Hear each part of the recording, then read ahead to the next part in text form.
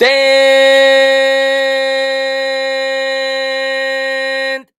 up! New York Giant fans, a little bit more energy. Yes. Trying to pull off by far their best performance of the year. They were strong in all three phases of the game. Special teams, of course, the Isaiah Simmons block kick. Of course, our punter, Jamie Gillen, did a good job pinning him inside the 5 on a crucial punt, even though I think they scored a touchdown on that drive. The offense was magnificent. The defense was incredible. We lead the league in sacks. The offensive line is at least okay. Like, what? And they were great this past game. Yeah. What is going on in Giants land, Baddog? I don't know. But even more than Giants land, Yankees and Mets in the LCS. Yes. So even the bigger stand up. We're 4 games away from meeting each other in the World Series. And I did a stream this afternoon. Everyone's like, if the Mets and Yankees are in the World Series, you and Chris going to stream together. I said, I'm sure we'll find a way. Yeah, we'll do it. Yeah, Subway Series. I can't guarantee every game, but yes. Right. I said, I'm sure we'll find a way. Yeah. But yes, without question, best performance, all 3 phases. The Giants were completely dominant. I did my post-game video. People were like, oh, what game did you watch? The Giants were dominant. They had to block a field goal. I'm like, the Giants had 420 yards of offense. Seattle had 333, and 95 of them pretty much came when they were down by 2 scores. Giants had the ball 37 minutes to Seattle's 23. The Giants had 7 sacks. Giants ran 71 plays. Seattle ran 58. If that doesn't tell you he dominated the line of scrimmage, 175 yards on the ground, 7 sacks, 37 minutes of time possession. The Giants dominated. Remember, the very first drive, Eric Gray crosses the goal line. That's a touchdown. And they called it a fumble and it went back the other way. That's 14 points. Yeah, 14 points. That makes a big difference in the score, does it not, Chris, right? 100%. And we will talk about the Subway Series or the potential Subway Series throughout the stream. Of course, we're going to start with the Giants, but I'm just as jacked as you are about my Mets. I know you're jacked about your Yankees. But I'm going to tell you another theme I've noticed, and it's early. We're only 5 weeks into the season. But another theme I've noticed with this offense in particular, and the defense has been great. You got to go back to 2014 before the start of this year where the Giants had 7 sacks in a game. They've had 2 games out of their last 3 where they've had 7 sacks. So how about we clap it up for Shane Bowen? Let's give him some credit. I feel like a lot of people were giving him a lot of shit early on in the season, so let's give him some credit. But the thing I've noticed about this offense now, in both the Cleveland game and last week, we flipped out. People in our chat flipped out during the stream in both instances. First play of the game in the Cleveland Browns game, New York Giants fumble the kick return. Next play, touchdown to Amari Cooper. What does the offense do? They go down the field, they score a touchdown. They show resiliency, right? The Giants of old would not have done that. They would have crawled up and died. This past week, what happens? They go down the field. They fumble at the half-yard line at the goal line. They run it back for 6. They fumble in the end zone. It's a touchdown. But yes, it was a touchdown, but they called it a fumble. Yep. The Seahawks run it back for 6. What happens? The New York Giants offense takes the ball. They go down the field, and they tie the game up. That's the sign of a team that's starting to improve. That's the sign of a team that has some resiliency, some toughness. So I love to see that out of Daniel Jones. Daniel Jones was terrific. The offensive line was terrific. Yeah. Brian Dable. Tyrone Tracy, phenomenal. Brian Dable, I think, for the 4th straight game, called a very good bowl game. He's done a great job with the play calling. All of this without Malik Neighbors. Daniel Jones goes on the road into what is supposed to be the most hostile environment in the league. I talked about it during the live stream, and when I said it, you were like, that's crazy. You're right. Yep. The Giants on the road in Seattle did not commit 1 pre-snap penalty the entire game. Yeah. So I think there's a lot of positive to take out of this. Now, I know a lot of Giants fans are going to be bummed out. Kayvon Thibodeau is going to miss this week. Malik Neighbors is going to miss another week. It's going to be a tough test. Cincinnati, we know, is a hungry team. They're 1-4. I don't think they're as bad as their record suggests. They've had a number of close losses. But I'm going to tell you what, Baddog, I think this is going to be a good football game. I think New York Giants can definitely win this football game because we say it every year when the Giants play the Cowboys, when the Giants play the Eagles. The reason why we lose more often than not is because we are not strong in the trenches. You cannot say that about this football team. Right. And I think in this game, the Giants have the edge on both sides of the ball when it comes to the offensive and defensive line. So if they can get pressure on the quarterback like they've been able to do over the last 3-4 weeks, and they can be able to pass protect and run. The Cincinnati Bengals are awful this year against the run. I think they're giving up 4.7 yards a carry. They're one of the worst in the league. If the Giants can run the football and they can get after Joe Burrow, I think they're going to stand a very good chance to win this football game, whether Neighbors plays or whether he doesn't, which, of course, it was announced today he's not going to. But Yeah, I think we stand a good chance to win this game, and it's amazing what 1 week could do, and that's the NFL.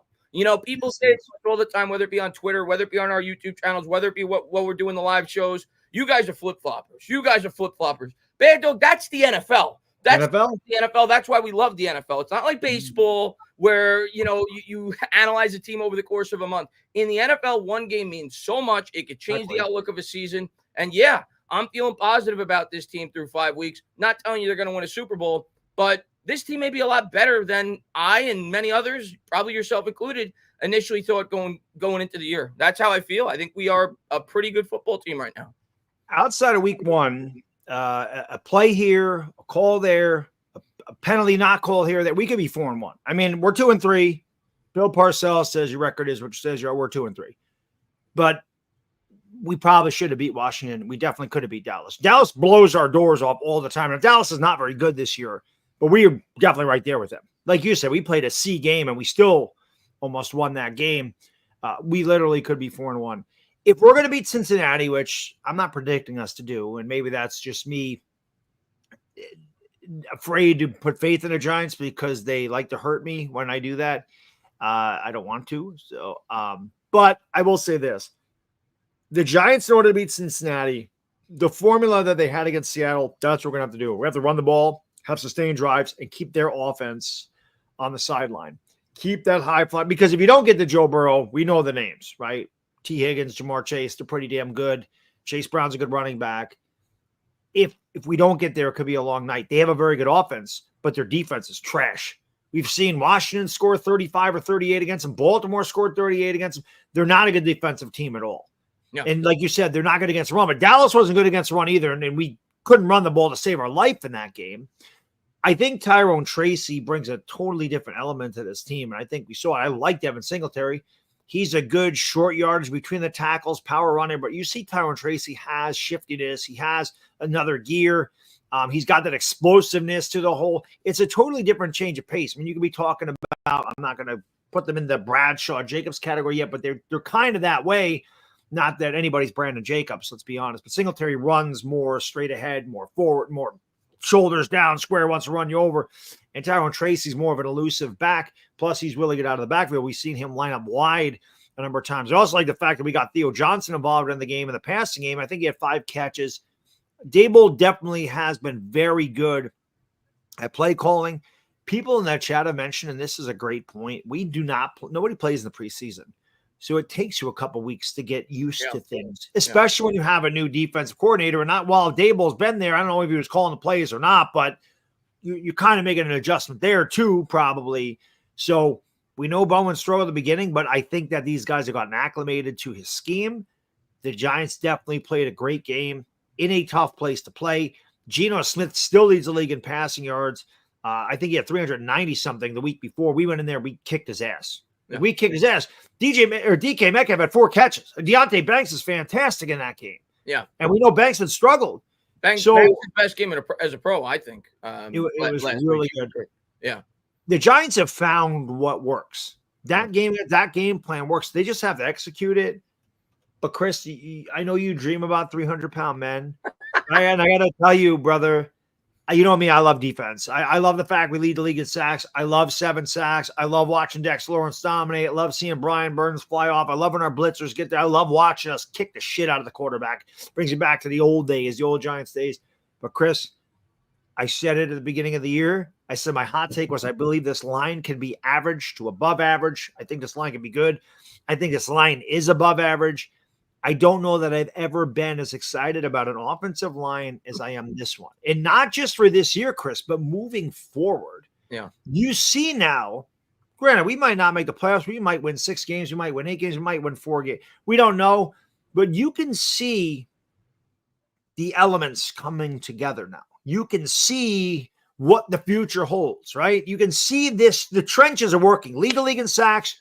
I don't know where their offensive line is ranked. But Jones hasn't been sacked a bunch of times. And outside of that Dallas game, I think we've run the ball pretty well. We didn't really get a chance to run in the first game because we were way behind. Yeah. But I don't remember the last time I was excited about an offensive line. I'm excited about this one. I think this offensive line is like a couple pieces away from being really good and a huge shout out to Carmen Brasillo. What a job this man has done with this offensive line, dude. I'm excited about the trenches. That's where you win games. You build from the inside out. Shane's building it, man. And people want to get on his draft class. Oh, draft class looks. This draft class looks pretty damn good, brother. You have Malik Neighbors, who's got a concussion, I know, but he's a beast, right? He can't help that he got concussed. Drew Phillips has been one of the highest rated. I think he is the highest rated rookie. I know that. Yeah, at one point. Right? Newman is like third safety. Neighbors is first in wide receivers. And I think Theo Johnson was like 8th in tight ends. This draft class. And Tyrone Tracy looked pretty damn good. Tyrone Tracy is another right. Yeah, I mean, the draft class certainly is starting to look better, and some of his past draft classes are starting to look better. Deonte Banks, like you mentioned, had, I think, his best game as a pro, certainly his best game this year, locking up DK Metcalf. He had the forced fumble. He had a number of key pass breakups. John Michael Smith, I think, has gotten so much better. Still hasn't given up a sack this year. I think he surrendered 4 or 5 last year. Still hasn't committed a penalty this year. So John Michael Smith has been great. Illuminor. Let's talk about another thing about Joe Shane, and then we're going to say a little to some people in the chat. But I was too pumped up to talk about this football team.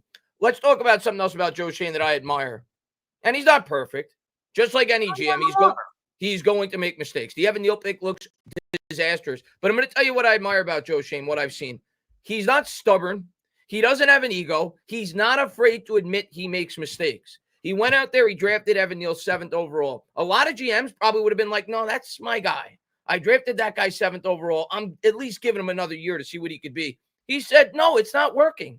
I'm going to go out there. I'm going to get Jermaine Illuminor. Jermaine Illuminor has been terrific. He hasn't given up a sack all year. I think he has I saw it today on Twitter. I think he has the highest amount of pass blocking snaps in the NFL where he hasn't given up a sack. Like it's over 200 pass blocking snaps this year. So he's been terrific. That's one thing I really admire about Joe Shane. He's willing to pivot. He's not stubborn. He doesn't have an ego. He was willing to extend players from the Dave Gettleman era, the Dexter Lawrences, the Andrew Thomases.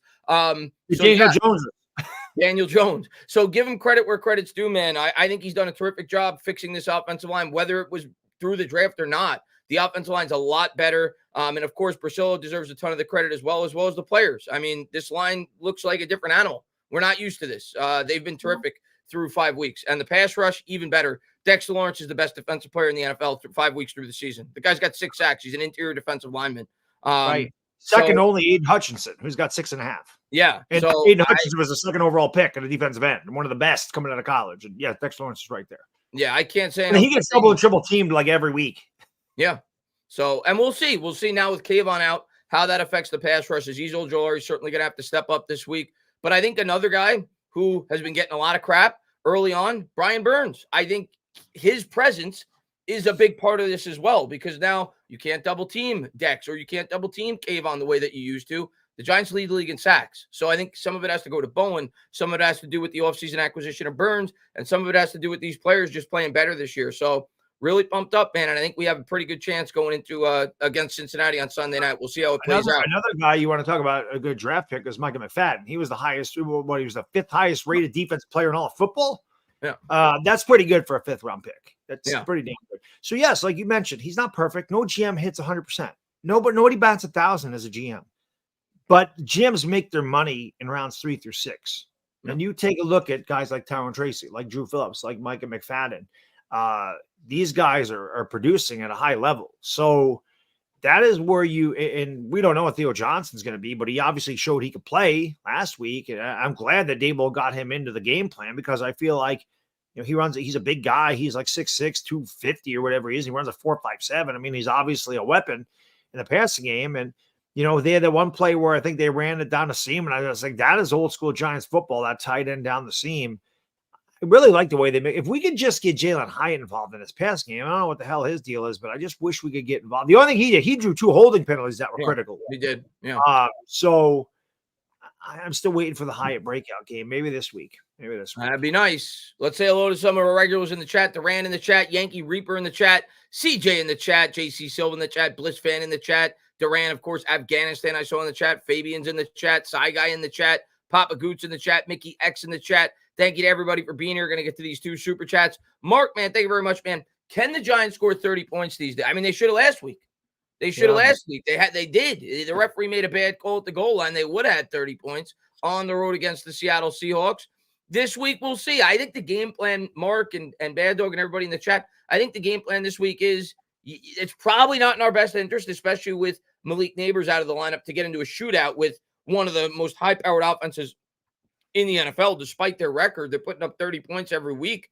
So I think it's much like last week where you try to establish the ground game with Tracy, create some big plays out of that, open up the passing game off the run. But I don't think it's in the Giants' best interest to get into a high-flying, 40-point game against the Cincinnati Bengals, and I don't think that'll be the game plan. But do I think they're capable of putting up points this week? Absolutely. I saw them do it last week, and the Bengals defense stinks. So, yeah, I think the Giants could put up some points this week, no doubt about it.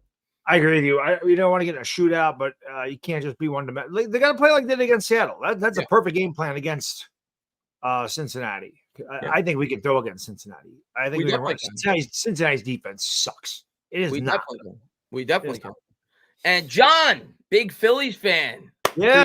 Appreciate you for popping in, my man. He says, Chris, even though I am sick to my stomach to say congratulations to you and your Mets, this stings, but I may want you guys over the Dodgers and Yankees. Well, John, first off, I appreciate it. Always a great subscriber of ours. It was a really hard-fought series. First time the Mets and Phillies played each other in the playoffs in the history of our franchises, which is crazy.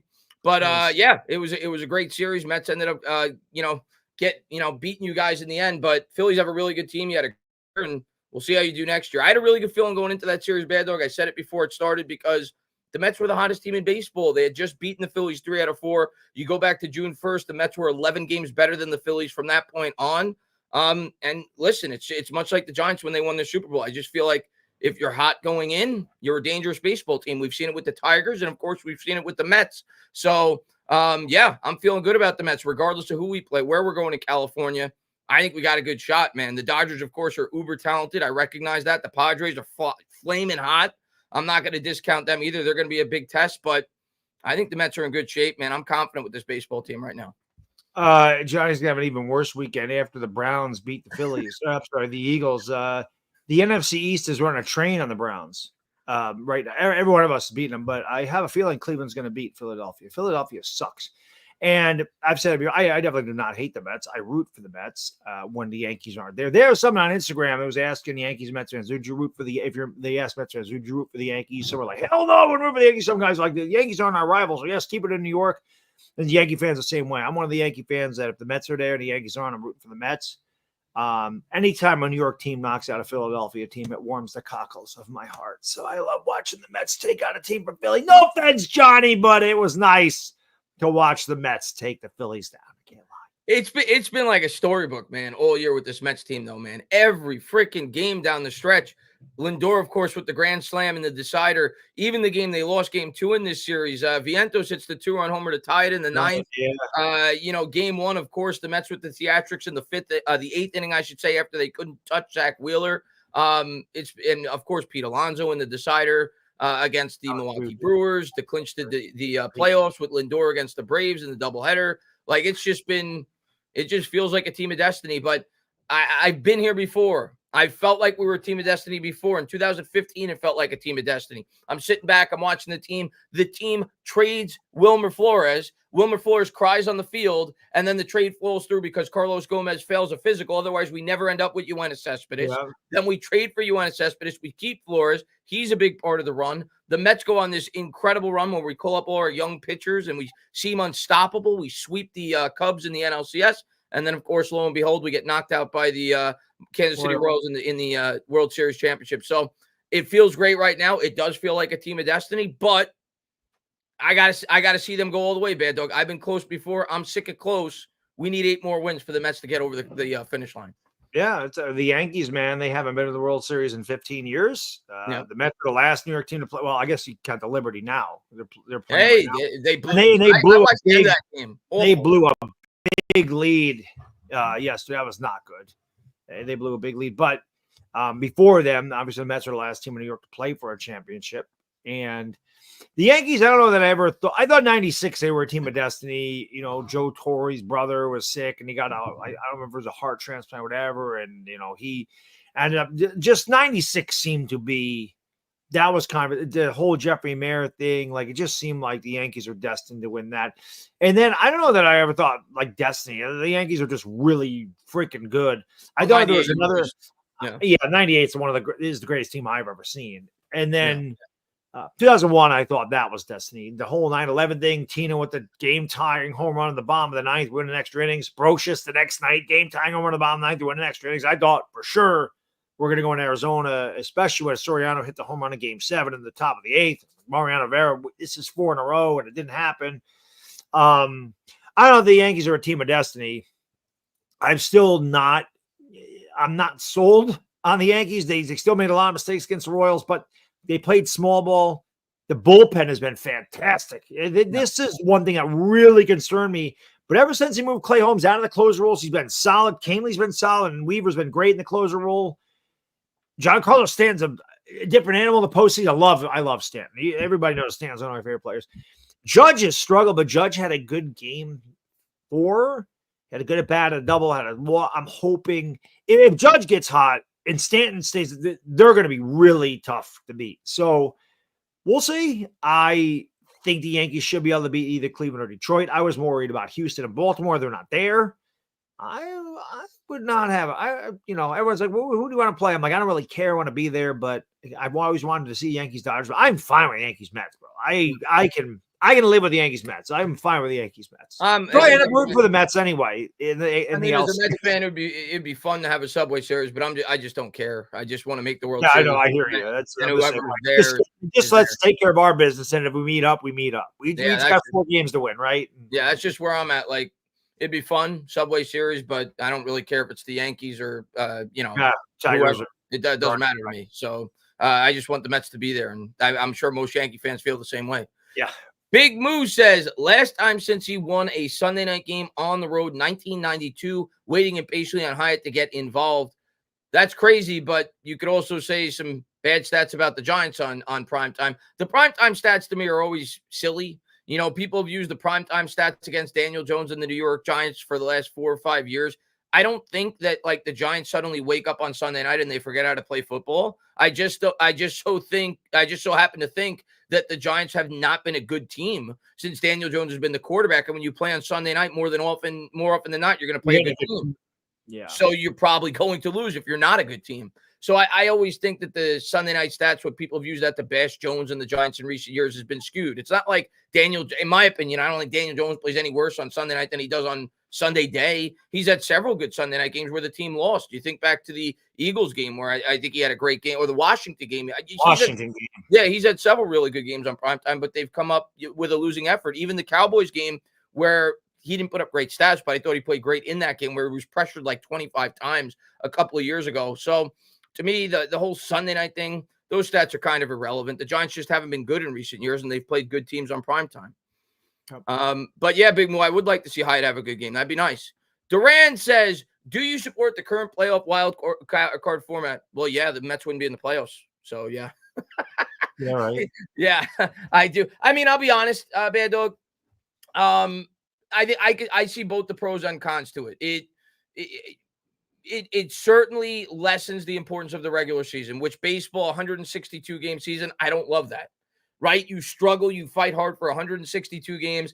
And a team like the Phillies, for example, and the Brewers basically led their division from start to finish all year. They get knocked out. And I felt that as a Mets fan 2 years ago. We won like 100 and something games. We got knocked out in the wild card round. So I don't, if you asked me before this year, do I love it? Not really. I don't like 6 teams making the playoffs on either league with a 162 game season. I think 6 or 6 teams? I think it waters it down a bit, but as a Mets fan this year, of course, I love it. And of course, the pro to it, Bad Dog, is 25 teams are interested in August because mathematically you're within striking distance, or most teams are within striking distance. So I feel like in recent years, it's kind of hurt the trade deadline. Like players don't become available because everybody's involved. Everybody has a chance. So I see why they did it. It's going to help viewership. It's going to help interest around the league. But I guess I'm old school. I kind of like in a long 162 game season, the regular season meaning a bit more than now that it does. Yeah, the one thing I do like about the wild card is obviously it pays to win the division, because if you're a wild card team, you are on the road for 3 straight games. and you don't have any days off. So that is tough. You get no home. I do like that rule. I agree with that. Yeah. So that I like. I don't know. I could tell you, I didn't like when they first did the wild card. They brought in, now, of course, the Yankees wouldn't have made the playoffs in 95 without the wild card either. And Don Mattingly got to experience playoffs, which I always wanted. Mattingly never was in the playoffs, close in 85, close in 87.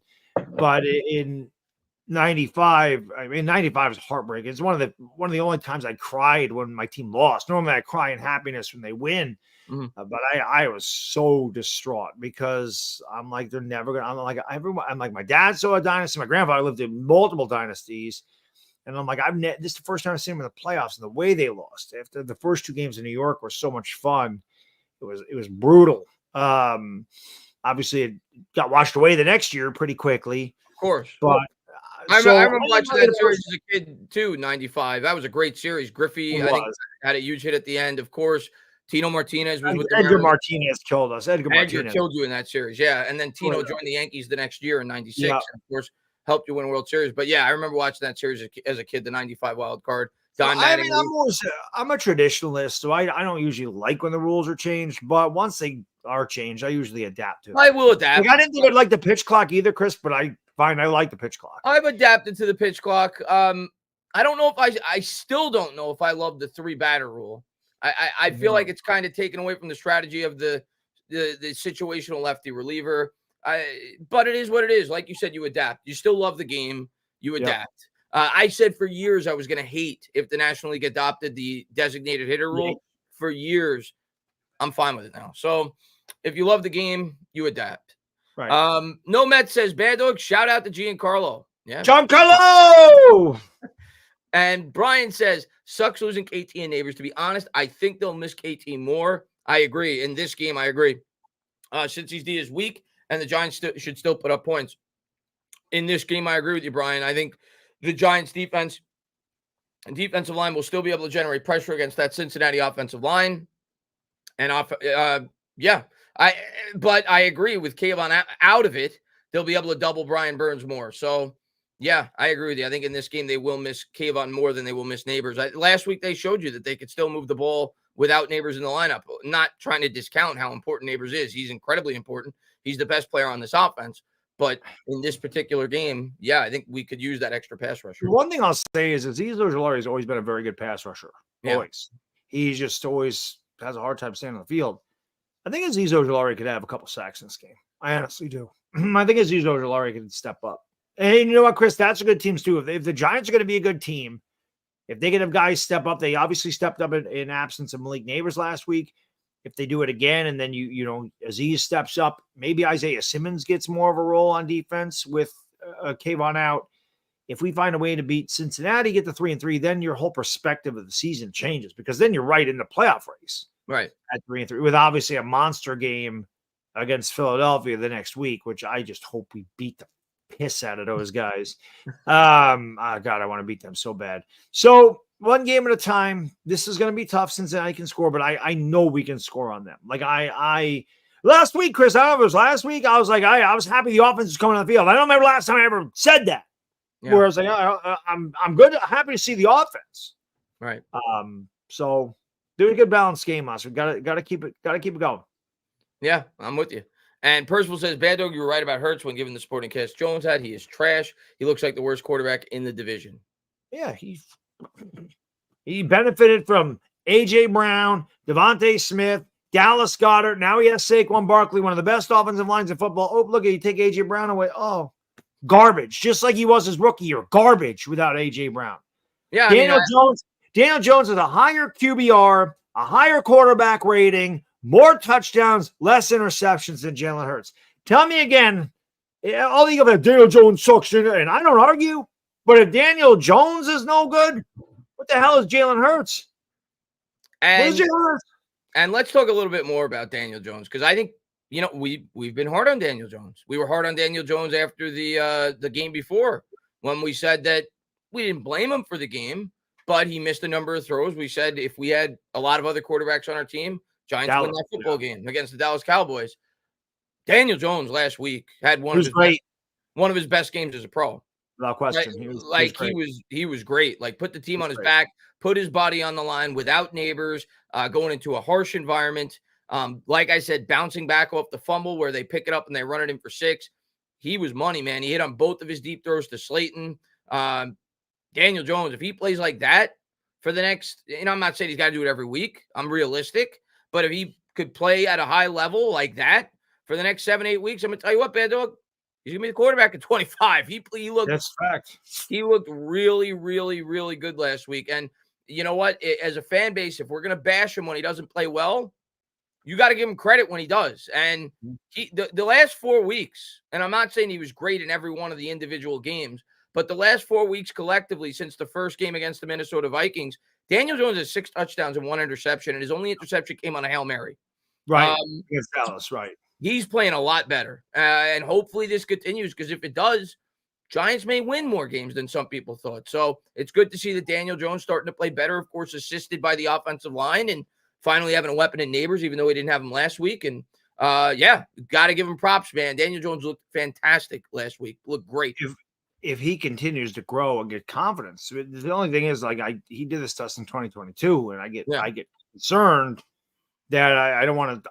I just don't want to put faith in him, because every time same thing with the Giants. Every time I put faith in them, they end up screwing me, and So I'm cautiously optimistic, but Jones definitely looks like he's getting better week in and week out, and I think the fact that he's not getting knocked on his ass every time he drops back, and he actually has a clean pocket and he can step into his throws, and he's like, I know I got time and I can actually survey the field, and I don't feel like I need to get rid of it in 2 seconds, or if I hang on to it an extra half a second, I'm going to get buried in the turf.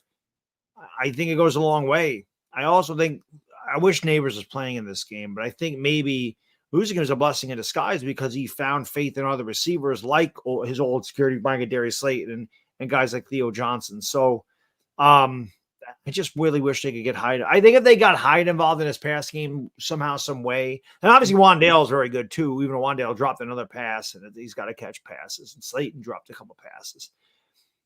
But with those guys, if we get Hyde involved in this offense, to go with Theo Johnson, Tyrone Tracy, Wandale, Slayton, I mean, you got a damn good Neighbors. I mean, when you're healthy, I mean, you got a pretty damn good receiving core. The line's been a lot better. This offense looks competent. Again, they got to score touchdowns. Yeah. And they got to stop turning the damn ball over. I mean, we have too many fumbles week in and week out, it seems. But Jones played exceptionally well last week. And, carried the offense. Last week, he played like a franchise quarterback. Yeah, it helps. And it helps when you can run the football. I mean, that certainly helps. So, again, that's why it was so much props in that offensive line. And I think Jones could have another big game. I don't see why he can't. I don't see why he won't. I'm not saying he's going to put up – I'm not saying he's going to throw over 370 yards and 4 touchdowns. That'd be great. I also think, I'll be honest, Chris, and this is crazy, but since the first week of the season, Daniel Jones played better than Pat Mahomes has. Pat Mahomes looks terrible. That's a lot. That's more to do with Mahomes. He hasn't played great, but yeah, I mean, Daniel Jones since the first week of the season has played up to the contract. That's the truth. Last year, of course, he didn't. He was awful, and we've now seen Daniel Jones for 10 games since he signed that contract. He only had 5 starts last year, I believe, and then he got hurt. I would say the first 5, he was not worth the money at all. I would say the second 5, as a totality, would you say he's been the 16th best quarterback in the NFL this year? Because that's how he's being paid. So we'll see. We'll see how he continues to do the rest of this year. So we'll see. Let's just hope that he continues to grow and find confidence each week and keep playing the way he played. Because if he does play the way he did against Seattle, we're going to win some football games. Everybody's always said, and myself included, he's a guy that holds the team back. Well, he didn't hold us back last week, and he's not the reason we lost against Washington. He's not the reason we lost against Dallas. Now, he's not. Now, he could have stepped up and we could have won. Right. If he played as well against Dallas and Washington as he did against Seattle, we're 4-1. So, again, I feel like he's getting better every week, which is what you want. So as long as he continues to go on this trajectory and the team goes in this trajectory, we're going to be okay. I'm pretty sure I picked us to go 8-9, and I don't remember after 6 games if I had us 2-4, 3-3. But we're right there. Now, I thought we'd win the first 2 games and then lose like the next few. Yeah. But if we win, we're 3-3. You're going against a Philly team that's not very good. They don't scare me one bit. Yeah. The Steelers don't scare me one bit. Like you look at that schedule. Cleveland looks scary. Seattle looks scary. We beat them. Cincinnati's defense is awful. That's a game we could win. Wouldn't have said that going into the year. Pittsburgh can't score. We could beat Pittsburgh. Pittsburgh can't score. And the Eagles suck. I'm sorry. That's not a good football team. Their defense is garbage. I think when we entered the year, if I'm not mistaken, when we were talking about the schedule, we said if we're thinking realistically, we're probably looking at 3-5 through 8. Right. When we looked at that gauntlet there for that 6-game stretch. And if we're thinking optimistically, we're hoping they could be 4-4. I think that's how we looked at it the first 8 games. And if they get 4-4 out of those first 8, you got to feel pretty good because then you got a Carolina team that you feel is pretty winnable. Washington looks much harder than we thought they would. Washington's a lot better now than they were when we played them in week 2. That's but yeah, I mean, listen, if they could find a way to win 2 out of these next 3 and get to 4-4, you're going to have a fun season. I think you're going to have a team that's going to be competing down to the end of the season for a playoff spot. So big 3-game stretch. Without question, Chris, if we get to 4-4, worst case scenario, I think we're 5-5. I think we would, if we're going to lose, we're probably going to lose to Washington. We should not lose to Carolina. They are awful. Yeah. Stop Chuba Hubbard, win. That's really what it is. You never know. I mean, they played Washington really tough. It's at home this time for us. Washington does not play well at MetLife Stadium. If we were ever 5-5 or 6-4 at the bye, our schedule eases up.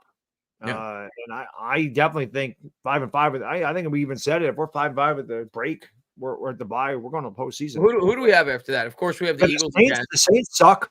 Saints. We have Dallas again. We have Philly again. We have Atlanta, which I don't think Atlanta's very beatable. Very beatable. Who the hell is the other AFC? We got Baltimore. I don't think we're gonna win that one. That's a tough one. Yeah. I think that's it. I think those are our last games. There's 7 games after the bye. Philly, Dallas, Atlanta. We got Tampa in there somewhere. I'll look at it right now, just out of curiosity. I just want to see the Giants' remaining schedule. Philly, last week of the season. Philly, Dallas, Atlanta, New Orleans, Baltimore, Falcons, Colts. That's winnable. Yeah.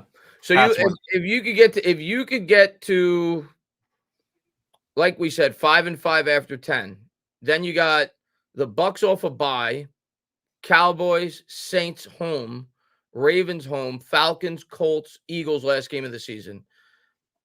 Yeah, we're gonna be competing for the playoffs. If we could get to 5-5, we're gonna be competing for the playoffs. Because you go 4-3 down the stretch, which is very feasible with that schedule. Yeah, you'd be 9-8. You're there. Yeah, so huge.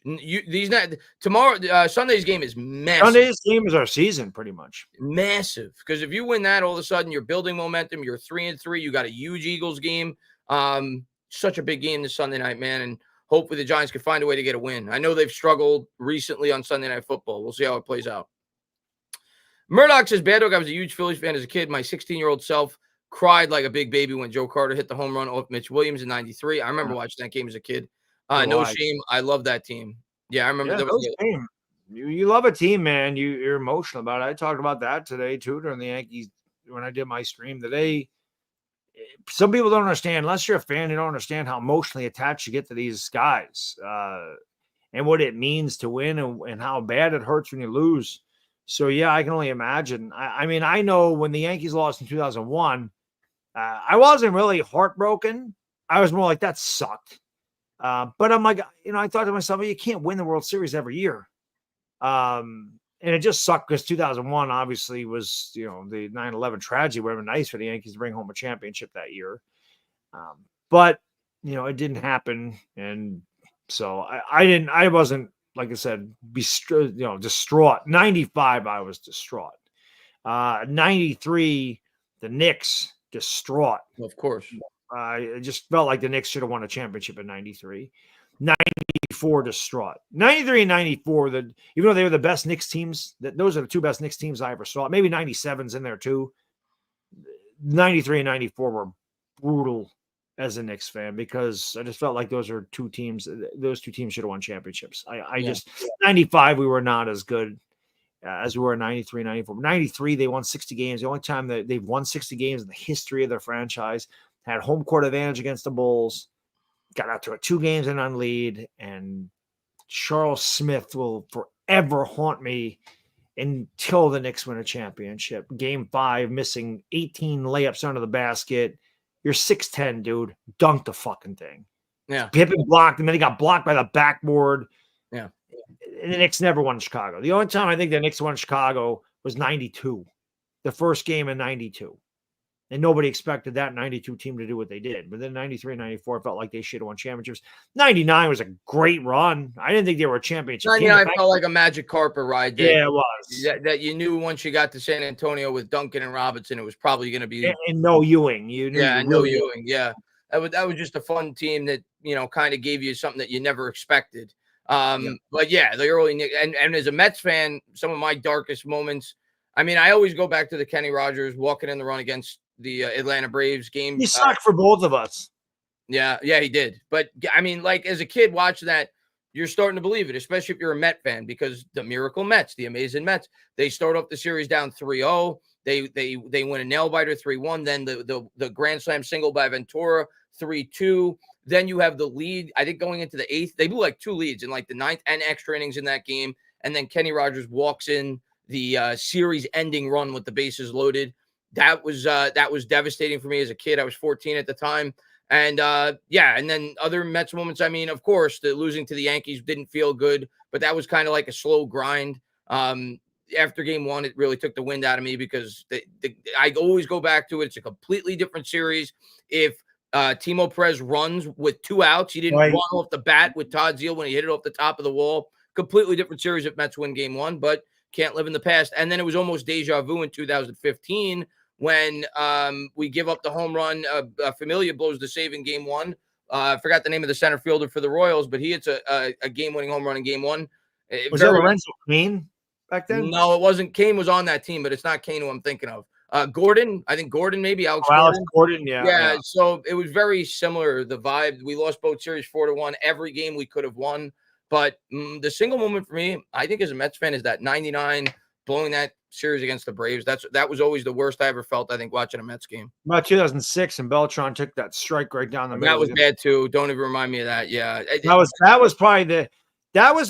I always, I root for the Mets if the Yankees aren't there, and I think 2006 was the one where I'm like, that was the year where we should have won. Who made that ridiculous? Was it Rogers or Daniel? Who made that ridiculous? Andy Chavez. Andy Chavez made that ridiculous home run saving catch. And I'm like, the Mets are winning. Yeah. And then Beltran took that. I mean, it was a great pitch by Wainwright, but you got to swing. You got to swing, and it's right down the middle of the plate. And I will always say, I blame Willie Randolph for that inning. I remember watching that game with my friends, and I think the Mets had a runner on second with nobody out, and Cliff Floyd was injured, and he brings up Cliff Floyd as a pinch hitter. You're down 1 run. I'm like, bring up somebody to bunt. Get the guy over to third. I was so pissed off in that spot. And then I think, if I'm not mistaken, Floyd struck out and didn't advance the runner. And, of course, everybody remembers Beltran, and rightfully so. It was a big moment. But just that whole inning was a debacle, I thought, the way that it was managed. But I don't want to think about that. I want to win a World Series this year. Yep. Bear says, when I think of the Giants defense, I think of Strahan. Do you think Dexter Lawrence is catching up to the best defensive player? No. Never. No. Never. No. Lawrence Taylor is the greatest defensive player in the history of football. Yeah. So no one will ever catch him. No Giant, no Cowboy, no Eagle, nobody. Nobody will ever be Lawrence Taylor. Yeah, I mean, listen. He'll be the best defensive tackle we ever had. Yeah. And he might catch Strahan, which would be incredible if he does. Michael Strahan is one of the best defensive ends of all time. He's a Hall of Famer. He's the second best defensive player in franchise history, and one of the 5 best defensive players of his entire era. That's how good Michael Strahan was. It's possible at least that Dex could maybe catch him if he continues to grow and get better year over year, the year that he's having so far.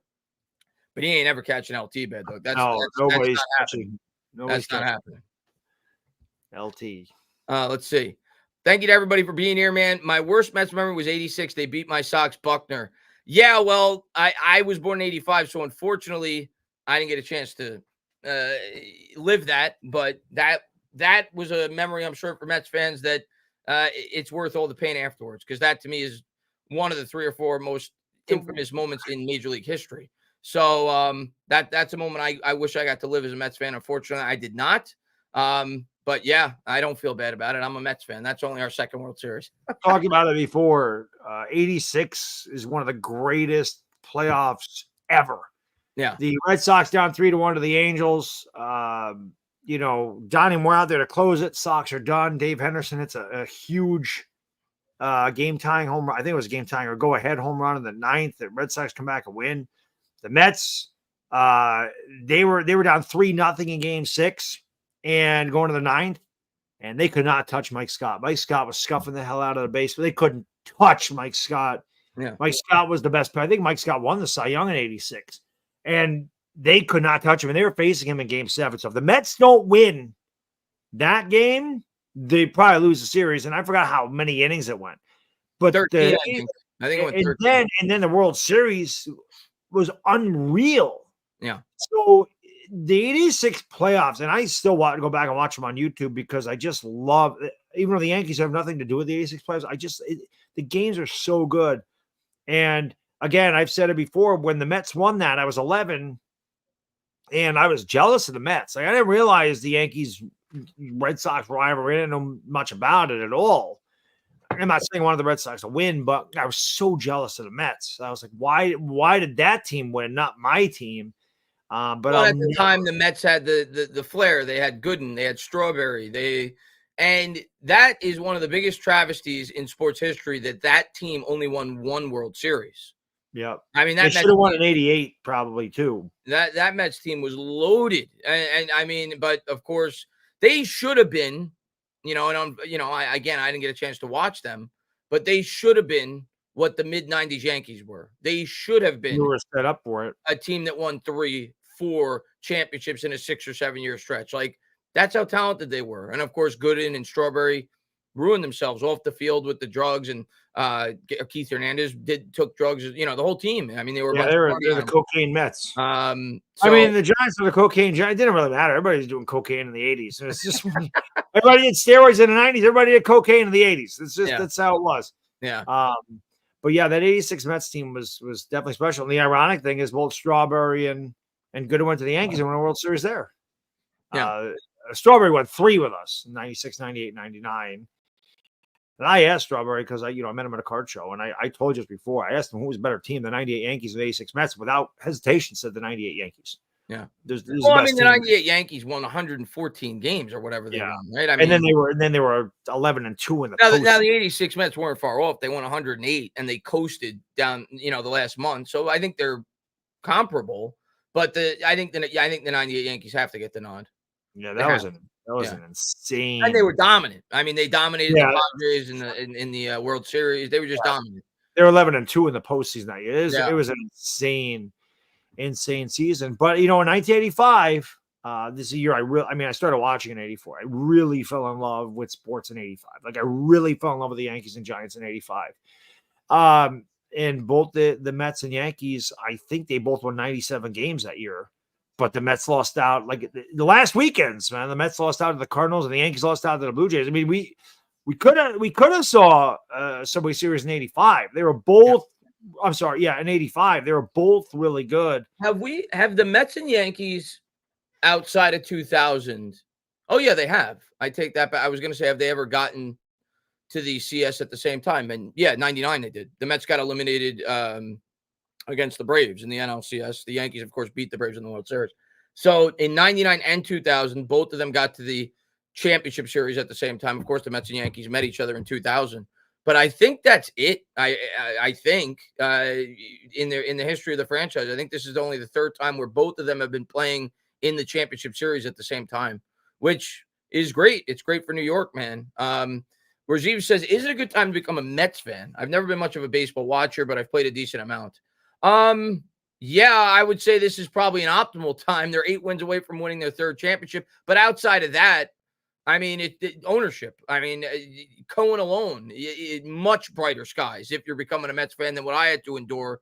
Wilpon, as the owner of the Mets, was a disaster. So Steve Cohen, I think, if not, he's probably the best owner in baseball. The guy wants to win. He's a Met fan. He's the richest owner. He's doing whatever he can to help the team win. So yes, I think it's a good time right now to be a Met fan. I think the future. I'm just thinking of that '86 World Series, and I always can hear Vin Scully's call in the back of my head. Little roller up along first, behind the bag, and it gets through Buckner. Here comes Knight, and the Mets win it. And then, as a great announcer does, he says nothing for like 2 minutes and just lets the crowd tell the story. Yeah. That's why Vin Scully is the greatest play-by-play guy in the history of sports, not just baseball. Yeah. Every time I do any Yankee game, anytime I do any baseball game, he is definitely my inspiration without question. Nobody will ever be Vin Scully, but that's really where I draw my inspiration from because he was just amazing. And as a kid, I mean, I didn't get to listen to Dodger games, obviously, because they didn't have all the technology they do now. But just hearing him call those games as a kid, the playoff games as a kid or the NBC game of the week, he was just phenomenal. When MLB finally got like extra innings 20 years ago, I'll never forget watching a Dodger game. And it wasn't until like the 5th inning that I realized Vin Scully does not have an analyst with him. It's just him. That is how well he calls a game that you're intrigued and you're listening to him. And he does both. He was so awesome. Vin Scully was just an amazing play-by-play. Oh, he's the best of all time. He's the best. The Kirk Gibson home run, like he just had some unbelievable calls. It was crazy. And Timothy, man, thank you so much, man, for the $2 donation. Jay, man, thank you for being a member. He says a Subway Series would be amazing. Is this the game that Hyatt shows us something? I've given up on calling a Hyatt game. I hope it is. Yeah. I'm not going to predict it. And what I'll say, Jay, I think last week showed us Darius Slayton's just a better receiver right now than Jalen Hyatt. It's why he's getting more of an opportunity. So I got to see it before I believe it. I'm not going to put any stock into it. Hopefully it is. But right now, I think Slayton's clearly above him on the depth chart.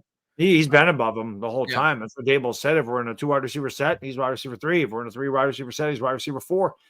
That's why he's not getting on the field. And I don't know that he had a target last game, which is crazy. But he did, like I said, he did draw 2 big holding penalties. He's got to get involved sometime. Like I said, if they could add that missing piece, that just absolute explosive deep threat, if they can add him to healthy neighbors, a Wandale, a Slayton, a Theo Johnson, a Tyrone Tracy, wow.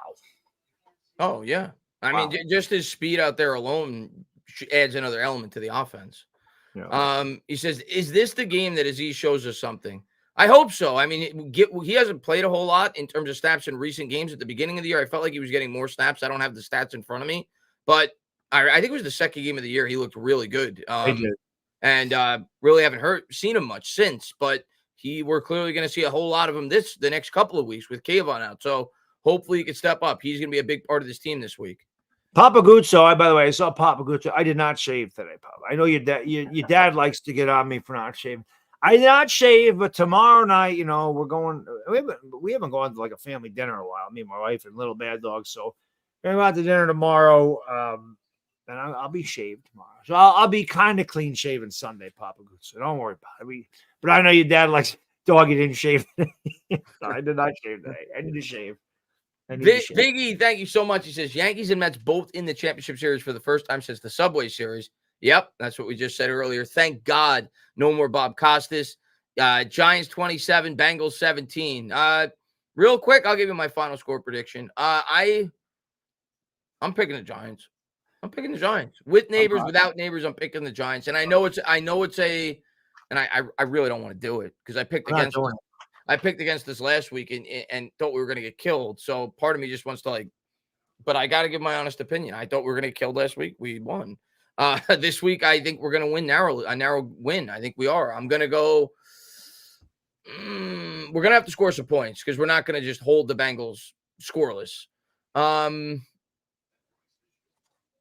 24-23. Giants winning a squeaker. 24-23. Giants. I'm not going that route. Bengals beat the Giants 30-20. Not 30-20. Got the Bengals by 10. Yeah, I'm not doing it. You're not fooling me, New York. You're not getting me.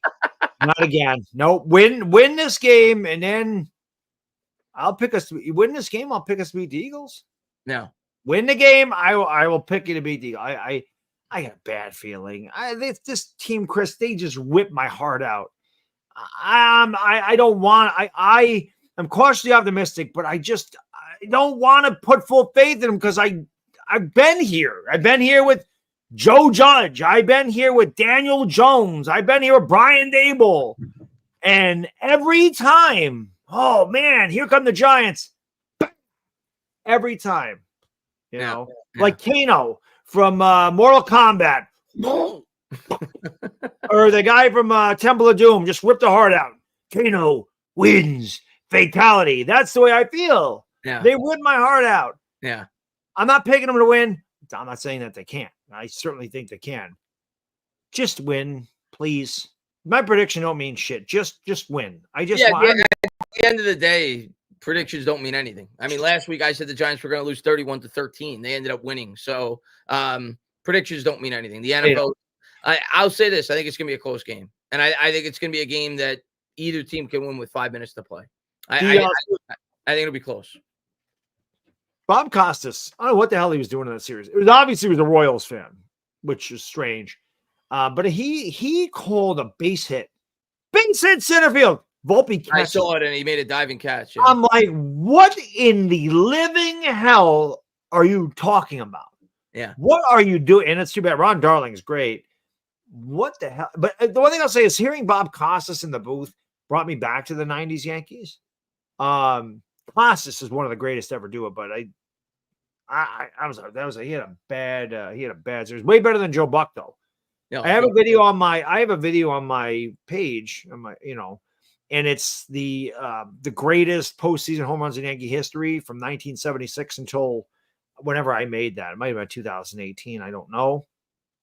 So I have like the greatest postseason home runs. I have Reggie's home runs. I have Jim Leyritz, all this, all the way from 76. I've started with Chambliss, and I think it finishes with Gregorius's grand slam or something. But just listening to Joe Buck call Yankee home runs, it was almost like, oh my God, this sucks. Matsui, deep to right, and gone.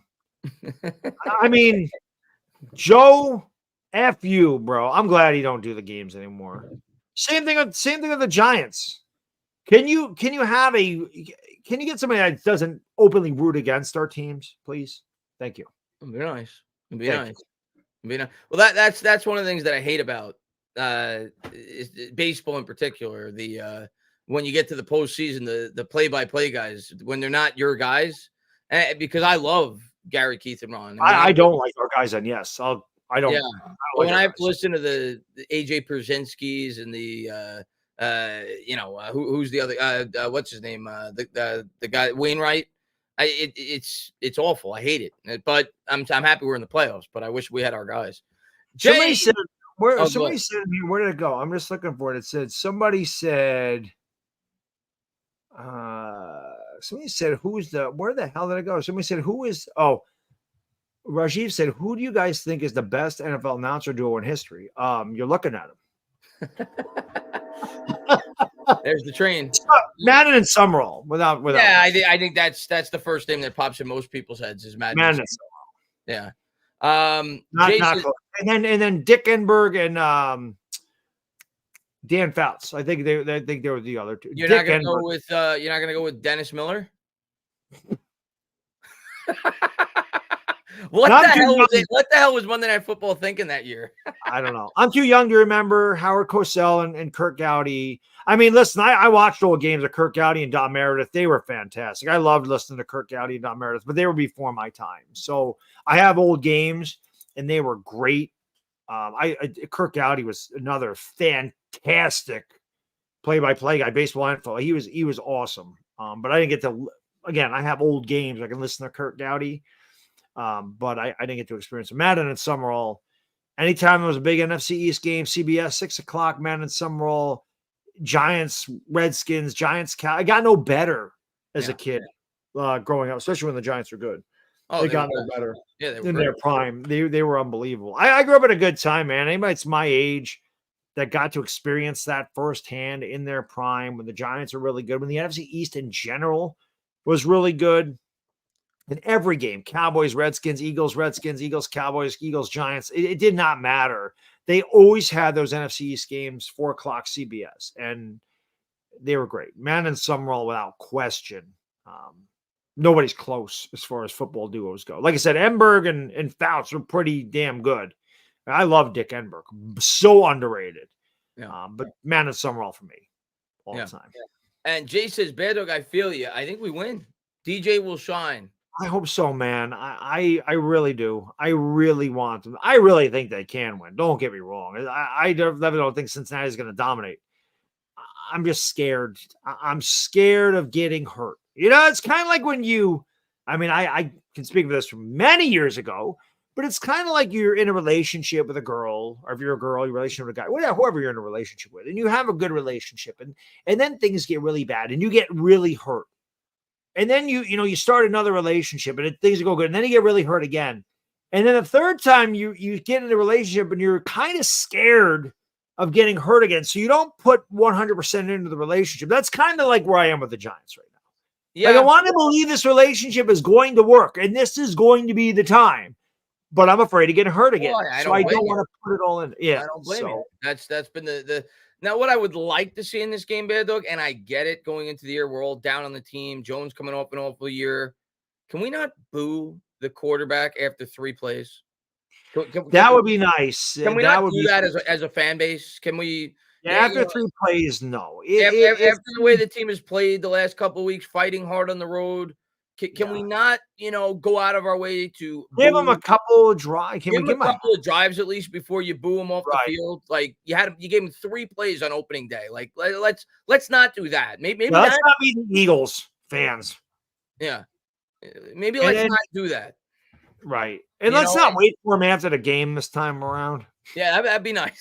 Again, I didn't really have an issue with that. I would have never done that myself. I go home. I'm just like, I don't want to wait around and let it play. What purpose does that serve? But I'm not going to get mad at fans for voicing their opinion. And like I said, I've been to Giant Stadium. I've been to MetLife Stadium. I've been to Yankee Stadium. What they said to Daniel Jones was nothing. That was rated G, because I have heard some shit from kids my kids' age, and I'm like, Jesus, if I said that when I was 8 years old, man, I would get my hands to be. New York fans are brutal. Yeah. But we wonder why the team doesn't play well at home. Maybe that has something to do with it. There's pressure, but it would be. You know what? Would be great, Chris, is if we just went down and scored and gave the fans a reason to cheer. That would be even better. That'd be even better. Be nice. And Bill, man, thank you so much, man, for being such a great supporter of both of ours. Thank you for being here. Always active on Twitter, always active on the YouTube channel. Great guy. Love him. And thanks for being here, Bill. Bill. John says Gillen is questionable. Yeah, I saw that. Gillen questionable. For anybody coming into the chat, of course, Neighbors is out. Motor is out. Thibodeau, of course, is out. So we are shorthanded in certain areas, but good teams find ways to win, and we'll see how the depth stands tall this week. I do think we have a chance, man, because I still think our offensive line is playing well, and I think the pass rush will be able to get home against this offensive line, so we'll see. But yeah no Neighbors. Singletary's questionable. He's not out, but he's questionable. So. I'm okay. I'm okay if he don't play. Who? Singletary. Yeah, I like Tracy. I mean, I no, don't get me twisted. Singletary played well, and I do think. Yeah. I'm just saying, I don't. It's obvious we didn't lose a running game because he went down. Yeah, we can run the ball without him. I'd be more concerned about our punter, because our special teams. If there's been one unit that struggled outside of last week against Seattle, our special teams has been terrible a lot of the year. Not having a kicker, Joseph missing a couple of kicks. The constant fumbles on the kickoff returns, and Gillen unable to pin guys inside of the 20, hasn't been great, but they played really well last week. Best by far the way, and then of course you got the block kick at the end. So Joe Buck and Troy Aikman all the way, nostalgic voices for me in those playoff games. See, I completely disagree with you, and listen, it's subjective. Everybody's got their own opinions, but I say it all the time, man. I hated the call on the Tyree catch. I thought it was awful. It was terrible. Like I need a lot more emotion for a play like that, Bad Dog. That is the greatest play in the history of the NFL. And you would think the way that those two called that play, that it was just a 4-yard out. Very good play in a regular season football game. Like I was like, obviously when you're in heat of the moment, you're not even listening to the play-by-play. You're just screaming at the top of your lungs. But right. When you go back and you get to watch it and you get to watch the play call, yeah, no, I need to see a lot more energy on a play like that. They made it seem like it was just a average third down pickup. I was like, come on, man. So I know. I Manning did not like that. Escapes, heaves it downfield, and it's caught by Tyree. That is his call. And then how about Manning lobs it, Burris alone, touchdown New York. Bro, we just took the lead on a team that did not lose all year with 34 seconds to go. How about this one? Well, not that this has anything to do with Troy Aikman, but the Yankees and Red Sox in 2003, a war of a series. And anybody that watched that series knows that was a war. Back and forth, hard hitting, a fight in game 3. That was the Boone home run, right? That was the Boone home run. Yeah. Boone hits it to deep left. That might send the Yankees to the World Series. Boone, the hero in Game 7. That's his call. Are you kidding me? A walk-off in the ALCS, and that's the best you have? Yes, this is why Joe Buck is consistently probably the most hated play-by-play guy in the history of sports. Nobody likes Joe Buck. I'm surprised you said that. Nobody likes Joe Buck. Nobody. I have never heard anyone say like that. I mean, I think he's got a good voice, I guess, and I guess some people like that for like broadcasting, but yeah, to me, he's just too. I need more emotion. So yeah, he's too monotone, man. Yeah. These are huge games. Yeah. And James says, I like Kevin Harlan. He's good. I say it all the time. I think Gus Johnson's one of my favorite. I know he does mainly college, but he's Gus one of my favorite. Good. I love listening to him call college football games, college basketball games. Yeah, he's one of my favorite. I love Gus is good. Yeah, he's really good. Good to see Kush in the chat. I know he's a big Yankee fan. I'm sure he's excited. By the way, I see people in the chat. I obviously don't have the game on, but people in the chat tell me the Dodgers look like it's going to be Mets-Dodgers. No, Dodgers up 2-0 going to the top of the 8th. I don't.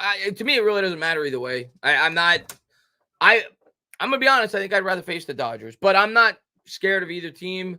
The Padres are just super hot. Like I feel like they're flaming hot. The Dodgers pitching staff is banged up right now. I'm not scared of the Dodgers, and I know that's weird to say because they're loaded with talent with bad. Their offense is really good. Yeah, but I don't know, man. They'll call me crazy. I think we're gonna beat them. Listen, man, you get to this time of the season. They're all good. So yeah, if you're playing the best baseball of anybody, you got a chance. Like if you ask me who I'd rather face, Detroit or Cleveland, I don't really care. We got to beat either one of them. I can't say much about Detroit outside of Skubal. I know their pitching is no good. Yeah, I'd probably rather face Detroit, but you're going to get Skubal twice in 7 games. I mean, the Guardians have been one of the better teams in the league. I think the Yankees can beat either one of them too. So, yeah. You guys should. I think the better word for you guys is you should beat everyone. Like I think, but that doesn't mean you will, but you should. Should. I don't think anybody's going to the Mets Dodgers series saying the Mets should beat the Dodgers. Right. But I think we certainly could. I think we're playing just as good as anybody. So nobody scares me right now. Whether it's the Dodgers, whether it's the Yankees, whether it's the Tigers. I think we're gonna stand a good chance. I can't lie. I think the Mets scare me a little bit because the Mets beat us up this year. And they're hot. And they're hot. So they would worry me a little bit. But again, I think the Yankees can beat. The Yankees play their game and don't beat themselves. I think they're the best team in baseball. I thought that all year. I thought they were better than the Dodgers. I don't care what the record says. The Yankees beat themselves so many games. Clay Holmes blew 10 saves before August, man. 10. I mean, if he blows half of that many saves, we win 99 games. The Yankees lost so many games at the beginning of the year in like the 9th inning and the extra innings. They had a terrible record in extra innings. And the Yankees legitimately could have won 108 games this year, but they screwed themselves a number of times. So, again, it just depends on what Yankee team you get. If you get the one that played against the Royals and they're able to manufacture runs and they mix in a long ball and they're stealing bases and they're pitching well and their bullpen's good, they're incredibly tough to beat. Yeah. But if they're making errors and the bullpen sucks and they're walking batters and they're behind and then they're pressing and they're trying to hit home runs, they're going to lose to anybody. Yeah. So depends on what Yankee. I don't know what Yankee team you get. It's kind of like the Giants. I don't know which. The Yankees have a lot more talent than the Giants. Right. From game to game, week to week, I don't know what you. I don't know what you get with the Yankees. So. Yeah, I mean, we'll see. I'm kind. The Mets are such a. It's so weird, man, with the Mets. But that's the Mets. But it's so weird. Last year, you're like, oh my God, we're gonna have the best pitching staff in the league. We've got you got Scherzer, Verlander, Sanga was incredible his first year. You're like, we're gonna have the best pitching staff in the league. The expectations are sky high. You're coming off the second most wins in franchise history for a single season, and the team was awful. This year, you're bringing a bunch of journeymen, and they're all having career years.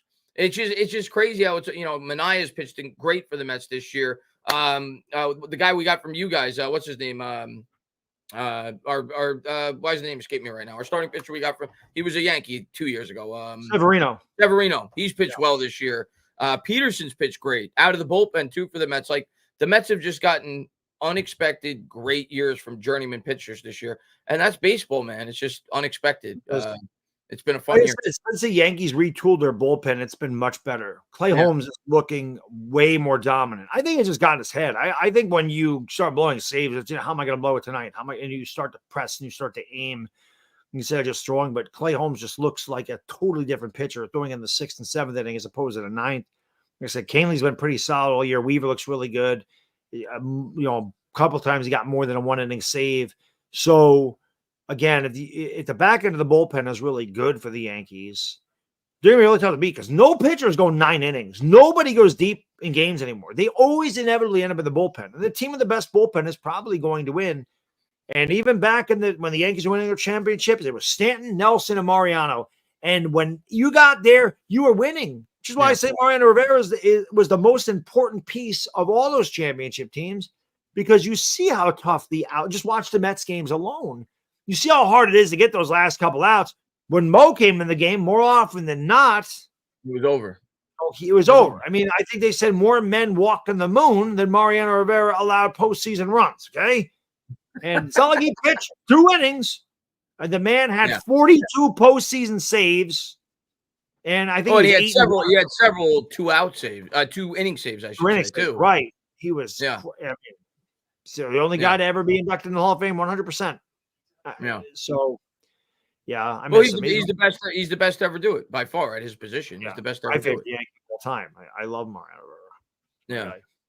Yeah. If Diaz could shack off his 2023 injury and go back to 20, Duran, he scares the crap out of me. And when he's on, he definitely shows glimpses of 2022 Diaz. Like you saw it the last game. Like once he got his head together, he looked dominant. But he scares me in a big spot, man. It feels like Familia in 2015. Rich Rod says, I don't know if I should go to the game this week since games still matter now or wait for Phillies so we can beat Saquon after we catch. I mean, the Philly game is going to mean something whether they we play. Is that game at home? Yeah, that game's at home, right? The next week? It is.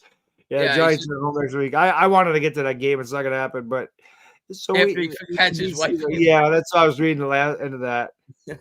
Yeah, I mean, that game's got even if we lose to Cincinnati, that Eagles game's still going to be really important. 2-4 with a chance to get to 3-4. Like they're going to need. We got to win a division game too. We're 0-2 in the division. Yeah, we have to. Yeah, that's going to be we're the only team that's played within the division. Like the Eagles have not played anybody else in the division yet. The Cowboys have not played anybody besides us, and Commanders haven't played anybody besides us.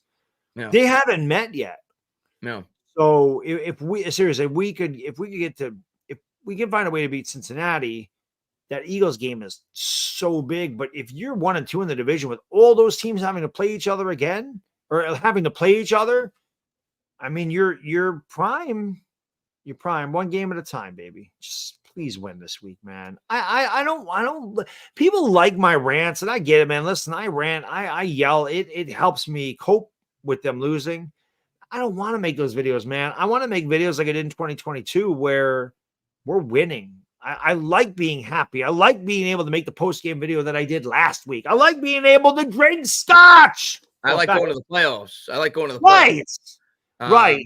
Man. Like I still watch that little I forgot who made that little clip of us calling the games. Yeah. The little highlights of the Giants, like 40 seconds. I forgot who made that for us. It was Slurpee. Slurpee made it. Right. So I love watching that. It's like 45 seconds, but I'm like, man, that was so awesome. Yeah. I love to have that again. And yes, I want to finish this off by the end of the year. I figure there's 5 wins in here. I'd like that's 5 more wins. That's not enough, but this is 5 wins. 5 wins ain't enough, Bad Dog. We need more than 5. No, that's what I'm saying. Can we just give me 5 wins by like week at the bye? That'd be nice. Right? Give me no, that's 3 more. Give me 7 wins. Give me 7 wins 12 weeks into the season. 7 and 5. Yeah. And then I'll need another bottle for the postseason. And Zach says, best do on YouTube, go Big Blue. It's old July time. It's certainly his week to step up, man. And we appreciate that, Zach. Thank you. And I agree with you, Kush, man. He says, I think the Giants are a solid team. I don't get people thinking we aren't. I mean, I get going into the year just because how bad we've been and how poor the offensive line looked last year and how poor Daniel Jones looked last year. Mainly, in my opinion, as a result of that. I'm not saying he's a great quarterback, but he looked a lot worse because how bad that line was. But I think at this point, I don't think we're a bad team. I don't. I think we're a team. I mean, Bad Dog, we've competed every week outside of week 1. We've been in every Minnesota's going now. Minnesota's pretty good. Yeah, so I don't think we're a bad. I'm not saying we're a great team, but I definitely don't think we're a bad team. So yeah, I agree with you. Kush, I didn't think we'd be a bad team going into the year. I picked us to go 8 and 9. Yeah. But I didn't think we were a playoff team. And after week 1 and week 2, I figured we're a 4-win team. But like Chris said, it is amazing what a victory does for you because every game means so much. It's why you get so emotional as a football fan. Yeah. Because not quite exactly like it used to be, but the equivalent of one football game is like 10 baseball games, right? It's like 5 basketball games. So if your team loses 10 games in a row, you're probably going to be pretty mad. That is the equivalent of losing 1 game in the NFL. It's crazy how much it means.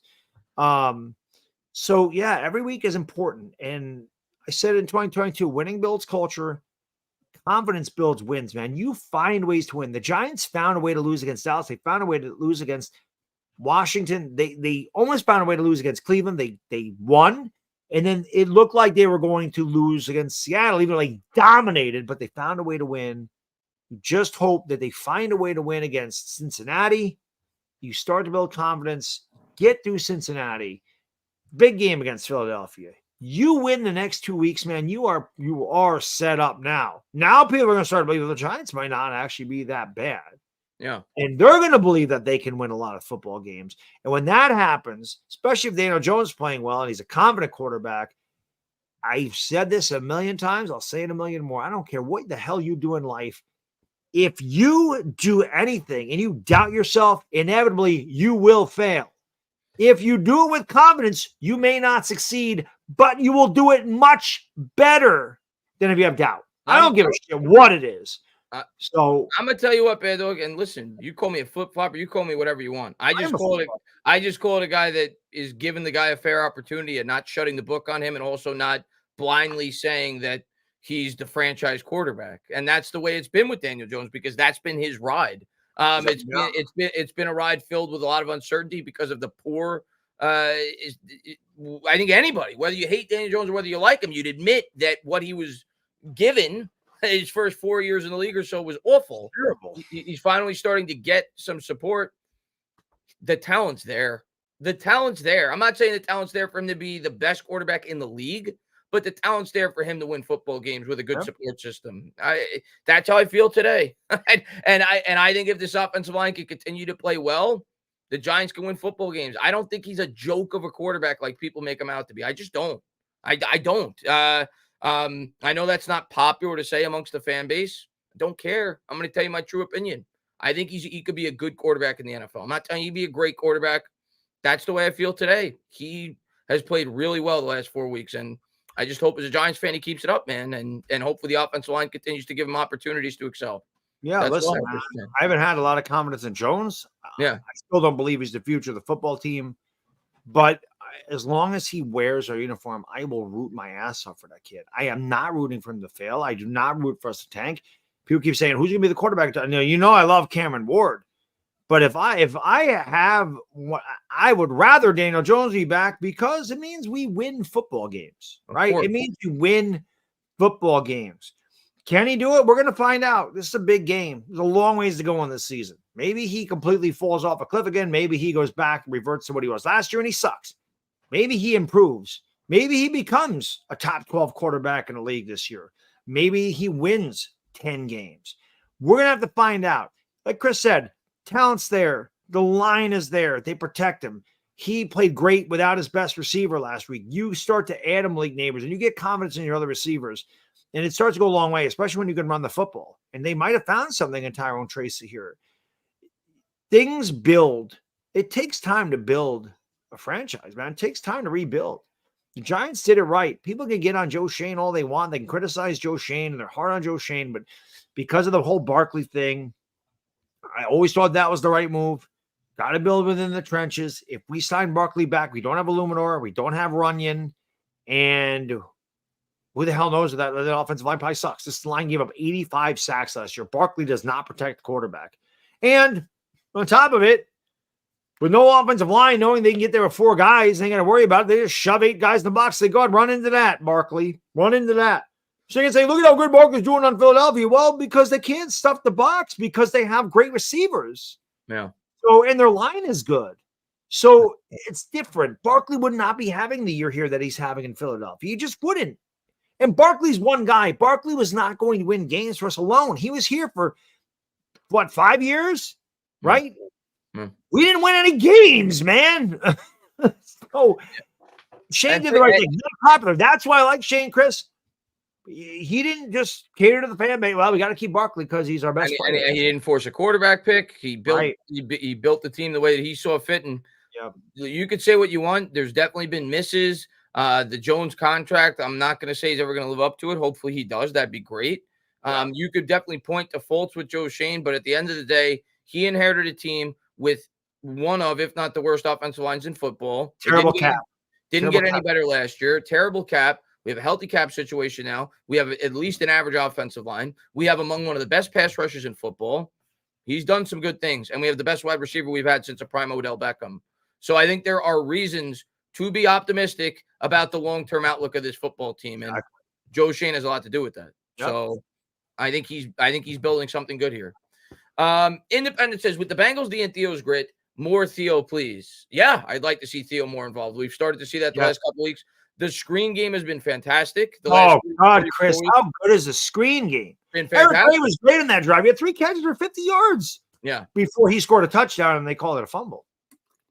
Yeah. But Gray's got to hang on to the football. Gray fumbles too much. And I like Eric Gray, but he's got to hang on to the damn ball, man. And Bill says, Illuminor's, we talked about that earlier. 0 quarterback pressure all year. He's been incredible. Illuminor's been great. Runyon's been good. Like the whole line. John Michael Smith has gotten better. It's been great. Andrew Thomas is Andrew Thomas. Of course, he's always Andrew Thomas. So Giants offensive line certainly taking a big step up. Welvin says, I still think our D-line outside of Dex is being overrated by fans. A lot of sacks have come from the secondary. I mean, to me, Burns has looked better and better every week. He's getting pressure. Kayvon's actually looked really good. I know he got hurt. Maybe the stats don't say it. I don't know how many sacks the guy's got. I feel like he's gotten consistent pressure the last 3-4 weeks. I think our defensive line's played well. And I mean, Bowen's done a really good job too. But DJ Davidson had 2 sacks last week. Davidson had 2 sacks, yeah. I mean, he's a defensive lineman. So I think that, I think against the Commanders, I think we did get a lot of pressure blitzing. I do think a lot of it came from there, but I do think that the defensive line has gotten better every week. So a lot of that I'm pretty sure we had 7 sacks. Pretty sure all of them were from the defensive line. Lawrence had 3. Burns had 1. Davidson had 2. Kayvon had half. I forgot who got the other half. But most of those sacks, if not all of them, were from the defensive line. Yeah. So it's getting better. But listen, there's nothing wrong with getting sacks from secondary either. You want sacks from both. You want to be able to do both. So we lead the league in sacks, man. I love it. I love that. Can't complain with leading the league in sacks. Right. Can't complain with leading the league in sacks. Have you guys watched Dexter Lawrence mic'd up video with the Giants YouTube page? Yeah, I did. I watched that, and it's always fun to hear Dexter talk. I remember they did one of those videos of him in the playoff game against the Vikings, and he said a lot of nice things about DJ too on the mic. So yeah, I did hear it. It was cool to hear him in game action. He's been, I mean, he should have won Defensive Player of the Week this week. I don't know how he didn't with 3 sacks. He's been incredible. Yeah, sure. Rajiv says, "What's your guys' prediction if DJ had Daves at head coach and Sherman at OC since his rookie year?" Well, I mean, I don't think Sherman's a bad OC. That's why I didn't want to fire him. I thought Jones played pretty well, but Davis is a better OC. So I would just say, Rajiv, I think the better question is, what do I think he would be if he had Davis from the start of his career? I honestly don't know. Would Shane be with him? Because if he would be, we'd have a better wide receiving core too, more than likely. He's clearly paid a lot of attention to trying to improve the Giants receiving core. So he'd be better. I don't know how much better, but he would certainly be better. What if Jones, I look at it this way, Rajiv, what if Jones had the team now that he had his rookie season and they were able to get better year in year? How good would he be then? Yeah. Because again, you don't need to like Daniel Jones. Lord knows I have been up and down. I have lover spat with Daniel Jones every freaking week of my life, without question. I love him. I hate him. I love him. I hate him. I love him. He's the man. He's not the man. It's constant because Jones has been up and down. But there's no question whether you like him or you don't like him. He came into one of the worst situations in football. He never had a number one receiver. The fact that Darius Slayton, who was a 5th-round pick out of Auburn, was his best receiver his entire career. The fact that in his 5th year, he's behind an offensive line that gave up 85 sacks. It just tells you that he didn't have anything there. And even John Mara said, we've done everything to screw this kid up. Yeah. The year we made the other thing I'll bring up about Jones that you got to worry about, even if he has a good year, and it's why I don't think the Giants, no matter what he does this year, outside of winning a Super Bowl, he's not getting extended. He may get another year of evaluation, depending on how he plays. He's a year-to-year guy. But the other thing you got to really worry about with Daniel Jones, regardless of how good he plays this year, which I'm giving him credit, man. I'm giving him credit. He's played really well the last 4 weeks as a whole. Last week was obviously by far his best game. The injuries, man, that's a major concern. It is. The guy's only had 1 year where he's finished an entire season. And this year, he hasn't gotten hurt. But I'm going to tell you what, he still takes a lot of hits. He doesn't slide, man. Even last week. So that's still a major concern with Daniel Jones long term. He still takes too many hits. Yeah, I agree. But we went into the year, Chris, saying this is definitely the best team Jones has had, and we'll see what he is. Week 1, he looked horrible. Yeah. No question. It looked like here we go again. Week 2, I certainly did not blame him. I blame Dable for not having a kicker on the roster.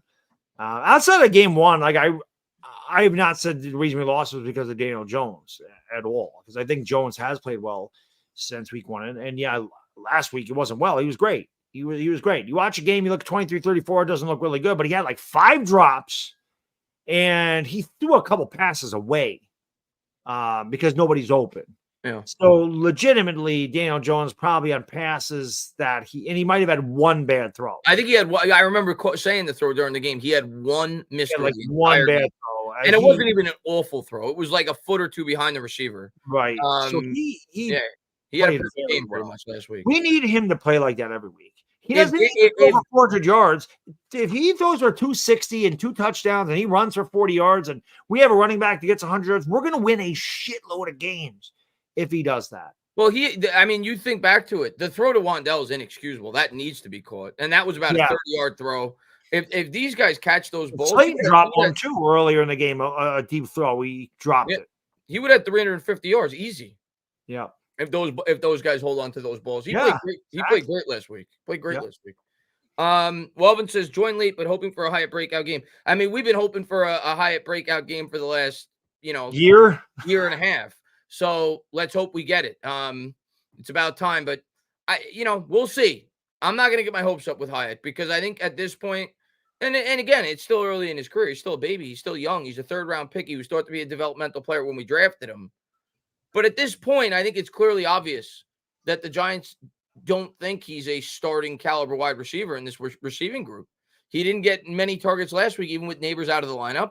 Darius Slayton has gotten the wide majority of the reps over him. I think the Giants feel at this point that Hyatt needs more development. That's not necessarily a bad thing. He may end up being a great wide receiver for the Giants. But I'm not until I see him get more of a role and be more productive. I'm not going to get my hopes up with Jalen Hyatt. Me neither, and it's too bad. I love Jaylen Hyatt. Yeah. I think he's got a very high ceiling. I don't know what the hell the deal is this year. Again, if we could find a way to get him involved in the offense, this just adds another element to looks like a pretty good offense. It's not a great offense, but they're definitely better than they've been in previous years. Like you actually have threats out there now. You actually have to worry about certain guys, especially when Neighbors is healthy. It's not just load up and stop Saquon. It's not what it is anymore. Like defenses, do we guard Wandale? Do we guard Malik Neighbors? Do we have to stop Tyrone Tracy? Theo Johnson's coming on. If they could add that, and Darius Slayton obviously had a big game. If they could add Hyatt to that, I mean, you're talking about a team that's got a lot of options. And when you can't double team guys and Jones is making throws and we're protecting them, the offense could be pretty fun to watch. Yeah, well, yeah, and you have to think the defenses are going to start to adjust to what the Giants have done well the last couple of weeks, and that's been the screen game. But that's going to open up something else. And I think Dable is a really good play caller, so I think he will expose whatever they give him. The offense looks so much better this year from like whether Neighbors is in the lineup or not, from like a play calling standpoint. And some of that, a lot of that absolutely has to do with the offensive line. But Dable calling the plays as well, I think it's up really good. It's made a major difference. That's week one, he's really – in week two, I wasn't really keen on it. He got better. Yeah. But the last 3 weeks, he's been really good at calling plays. Or not the last 3 weeks. The last last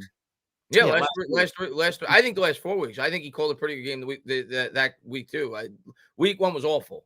Dable just pissed me off not having a kicker on the roster. Yeah, well, that was a joke, but other than that, I feel like Dable again. I even though I was down on Dable the first 2 weeks, I still thought he's still a good coach. Like I didn't like the way he was with the media after week 2. I remember thinking, don't Joe judge yourself, because that's the way he was. I'm not a Dr. Jordan. I'm like, that's you don't get contentious, but again, winning solves all of it. So you win a couple games, you're 2-1 in your last 3. You have a winnable game here against a Cincinnati team that's really not as good as you think they should be. Their defense is not very good. It's at home. We get to 3-3, man. We're right there. Right there. I think Washington is a very good team. I think they're the best team in this division, but they're I am playing not like it right now. Well, I'm not sold that Washington's going to run away with this thing. I'm not sold that they're going to go 12-5. No. And I think we knew Philly and Dallas were going to take a step back this year, and they did. So if you can find a way to get to 500, and like I said, these other teams have not played each other in the division. Yeah. They're going to start to beat up on each other.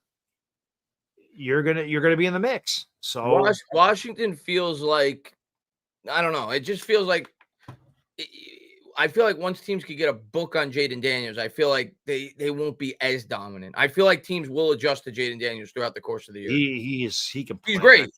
But I do think once there's more tape on him, they won't be as electric as they've been the last 3 or 4 weeks. That ball does not carry a Chavez Ravine, man. I thought that was gone. That ball landed like 30 feet short of the warning track. The Padres are down to their last out. And I see End Time says wanted to see Chase and Neighbors jersey swaps. I think you're still going to see it from what I read on Twitter. They said they're still going to do. By the way, did you see that on Twitter? The outrage by like, I don't know, maybe 10% of the fan base is outraged that Malik Neighbors went to a concert. People were asking me about this morning. Dodgers are playing the Mets. I'm like, did he get in trouble? I don't care that he went to what he has a concussion. He's not allowed to. But this is the thing. He's not like has knee surgery and he's jumping on a trampoline. Yeah. Malik, somebody actually commented on one of my videos or like a Twitter, said Malik Neighbors is soft. Malik Neighbors does not get to decide, I want to play. The coaches don't get to decide, we want you to play. It's the medical staff. He didn't clear concussion protocol. Some guys are out for a week. Some guys are out for a month. They don't mess around with concussions. This has nothing to do with Malik Neighbors nursing a sore elbow. He's not cleared. You don't think Malik Neighbors wants to be out there? No, I think what a lot of people were bashing him for is they're saying like a concert is a bad place to be if you have a concussion with the loud Why? music and the flashing lights. It's like I feel like people everybody's playing doctor. For all we know, the Giants. I'm not a doctor, Jordan. I'm not a doctor. Where's Dr. Garrett? Maybe Dr. Garrett knows. For all we know, the Giants doctors may have been like, yeah, you're clear to go to a concert, but you're not cleared to get hit by 300 You're not clear to get hit in the head. Yeah. Exactly. So it's like everybody just thinks they're a doctor. They look up like Google and they're like, oh, well, look, it says that strobing lights and loud noises are bad for you if you have a concussion. For all we know, the doctors have said, yeah, you're fine. You're past that point. But you are like the most important piece to this football team going forward, or you're going to be among one of the most important pieces to this football team going forward. You're 21. We're going to err on the side of caution for another week. And we don't want you to go out there and get hit in the head by a 300-pound man. Like that may be some of it as well. Like I just laughed when I went on Twitter and I see people going nuts about this, that he went to a concert and it's all stirred up by, various content creators and influencers on Twitter. I'm like laughing about him. Are you kidding me? Are you joking? Are you kidding me? But yeah, listen, I'm not a doctor. And it's why people don't like playing here, because of stupid shit like that. Right. I'm not a doctor, so I can't speak on concussions at all. I think I had a concussion once in my life. I didn't think much of it. I remember playing basketball, and I remember going up to block somebody's shot, and they kind of ducked down, and I flipped over the back of them when I hit. We were on concrete, obviously, back then, and I landed on my back, and my head went back and smacked the shit out of the concrete. And I remember like blacking out, and I was a little woozy. That might have been a concussion. I don't know. I didn't go to the doctor because that may have been a concussion. I don't know. I might have just got knocked silly. Who the hell knows? Regardless, like you said, Chris, who's to say the doctors didn't say you're clear to go there? I think there's a little difference between a loud noise and getting hit in the freaking head. Getting tackled. You know what I mean? Yeah. It's different seeing flashing lights and getting physically hit in the brain. Yeah. So, again, I'm sure that he had clearance. I don't think that he just went to that, because if he did, if the Giants had an issue with it, I'm sure the Giants would have said something about it. And Alan, I mean, I saw what Dable had to say today about it. He gave like kind of like a no comment. We'll keep that in house. But Dable may be as much to do with the fact that he knows that there will be fans and people of the media that will make it more of something than it should be of him going out there while he has a concussion. And he might be upset at him because of that. Not because he thinks that it's going to keep him out of the football game. I honestly, in my heart of hearts, don't think that him going to a rap concert is the reason why he's not able to play this Sunday. Unless it was a Kadarius Toney rap concert, in which case, yes, he cannot be there. That might keep you out. That might keep you out if you went to one of those things. But it is what it is. I just thought it was funny. It's not. It's whatever. But you're right, Chris. If it was, I'm trying. Who's our like third time? Mannerts. Like if that happened to like a third string tight end, you think it's a story? No. It's because it's Malik Neighbors, man. Yeah. And Rob, I get this to an extent. He says 75% of players come back from concussions after 1 week off. This feels extra long. It does, but I could just as easily say, and who knows? I'm not a doctor. I don't work for the Giants. I don't know. But I could just as easily say the Giants are probably being extra cautious with a player like Malik Neighbors, who's 21, who they know they want to be here for the next 15 years. So, they might be being extra cautious and making sure that he's 1,000% before they put him back out on the football field.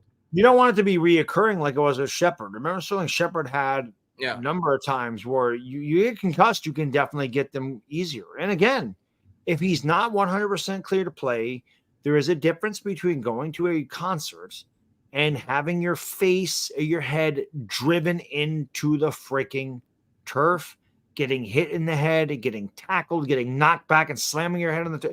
There's a difference. You're not going to hit your head at a concert. Yeah. So, again, I would imagine that it was okay that he went there. I don't think that's, like Chris said, I don't think that's a reason that they held him out was because he went to a concert. I just think the media Chris, the Giants played very well. They won. They were dominant in all phases of the game. The media loves clicks. They want some kind of story. Yeah. And when the Giants are winning, it's kind of boring to a beat writer, right? They got to make up something. Well, let me get this stirred up. Let me try to find some drama. And you remember, people were starting to stir that up about Neighbors before we drafted him. They started saying, "Oh, the character concerns and this and that." Neighbors has been perfect since he's right. been. And the first chance people get to, like, sometimes I think it's warranted. In this instance, I don't think it is. Chaotic says Subway Series loading. I sure hope so. And by the way, he shouldn't have went though, Chris. He should be doing everything to get on the field. Plus, it's Travis. Well, I don't know anything about Travis's music. I have no idea. But as far as I get it, but at the end of the day, Chaotic, and again, I'm not a doctor. I don't work for the Giants. Do I honestly, in my heart of hearts, think if he stayed home and didn't go to that concert, he'd be playing this week? No, I don't. I don't think that concert has anything to. I know maybe the optics are bad because you give people like Pat Leonard and various other people on Twitter the opportunity to make something out of this. But to me, he wasn't going to play this week no matter what. I think the Giants are being cautious. I don't think that concert has anything to do with the reason why he's not playing. Somebody said they're just mad it was a rap concert. If it was Simon and Garfunkel, they wouldn't care. Yeah. Simon and Garfunkel might have actually helped his concussion because they're obviously they're soft rock. Like a bridge. Right? That's them. Over troubled waters. That's are you going to Scarborough? That's Simon and Garfunkel, right? Yeah. God bless you, please, Mrs. Robinson. I should go to Simon and Garfunkel. I like Simon and Garfunkel. Hey, don't knock Simon and Garfunkel. Are they still? They probably don't anymore. Yeah, I was going to say they're not still alive. You got to be 1,000,000 years old by now. But no, but you're probably right.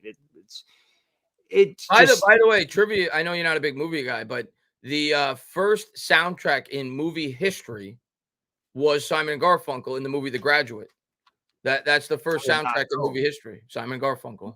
I did not know that. Hey, Mrs. Robinson. I know the movie, but I didn't know that was the first. Yeah, that's the first. It's a great movie. Yeah, Dustin Hoffman's been in so many Academy Award-winning films. It's unbelievable. Rain Man, come on. Rain Man, Marathon Man, Tootsie.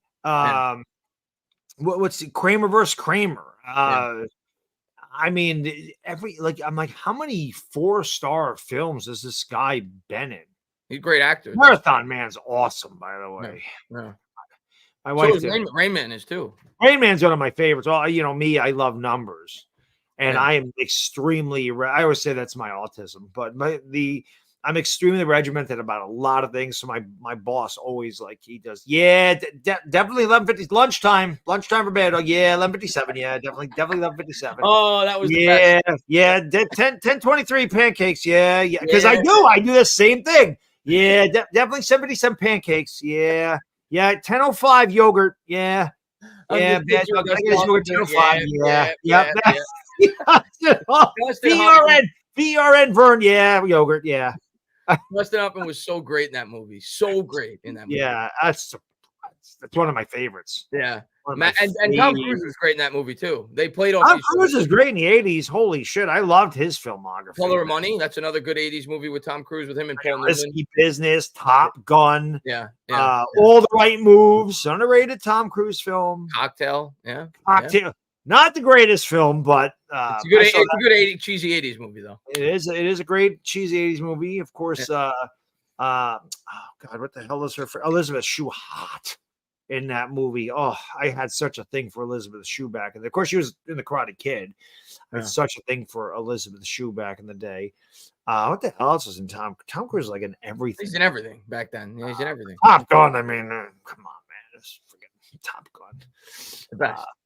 The 80s were great, man. It was a hell of a time. Cushman says Magnolia's best Tom Cruise. Tom Cruise is my favorite actor, Cushman. So I would disagree, but Magnolia is great. But I could give you an encyclopedia of Tom Cruise movies. I think all of his movies, for the most part, are good outside of The Mummy. Oh, what's it? Days of Thunder? Not a great movie. I love it. I love Days of Thunder. I just love Robert Duvall too. He's another guy. Yeah. If you talk to me about movies from back then, I could talk to you. Well, we're going to talk. You want to talk other Cruise movies from back then? You got A Few Good Men. You've got. How the hell did I forget that? It's one of my all-time favorite freaking movies. Jack Nicholson is incredible. Demi Moore. Yeah. Kevin Bacon. Yeah. It's freaking. Is Kevin Spacey? Who's the other? You got Demi Moore, you got Tom Cruise, you got Jack Nicholson, you got Kevin Bacon, Kiefer Sutherland. Kiefer Sutherland. Yep. That movie's a classic. Cuba Gooding Jr.'s in it for a second. Is he? Yeah, he's one of the defendants. Oh, you might be right. I don't. Yeah, he takes a stand. That's all it is. So that's where they met before they did Jerry Maguire together. Interesting. Yes. There's another guy. I guess he was in ER. I forgot his name, but my wife's always like, "Oh, he's so hot." I forgot what the hell. There's a blonde hair guy. I don't know his name. I don't know who he is. He's the guy. Tom Cruise says, "Can you show me where the mess hall is, please?" And he's like, "That's not in the book, sir." He's like, "I don't understand. If it's not in the book, you don't want to eat. I guess I just follow the crowd at chow time, sir." And then who's the other freaking guy? He was in Breakdown. He's the bad guy. What the hell is his name? The guy that killed Markinson, the guy that ends up the CEO. Santiago, you're talking about? That's the character. No. The guy Matthew Markinson, the guy that plays Markinson. Oh. Is it JT O'Connell? What the hell is that guy's name? It's driving me crazy. He's in Breakdown. He's a trucker that kidnaps Kurt Russell's wife. What the hell is his name? He's really good too. That is a cast of unbelievable stuff. That's such a good movie. Yeah. Collaterally, Cushman, that's one of my favorite Cruise movies. Collateral's great. Max says Malik gave himself the concussion. He wore his grills. Interview with a Vampire is great. Of course, him and Brad Pitt. I mean, dude, you want to go down Cruise movies? I mean, Minority Report's one of my favorite sci-fi movies of all time. Jerry Maguire, one of my favorite rom-com movies of all time. Of course, all the Mission Impossibles. I think it's the greatest action series of all time. Dude. What's the one where he's in the law firm with Gene Hackman? The Firm. The Firm. Right? Yeah, I love that. Yes, the Firm is really good. 80s, 90s movie. He's incredible. He's the longest movie star of all time. I mean, think about it. He's been relevant since like 1980, and he's still like the biggest leading man in Hollywood today.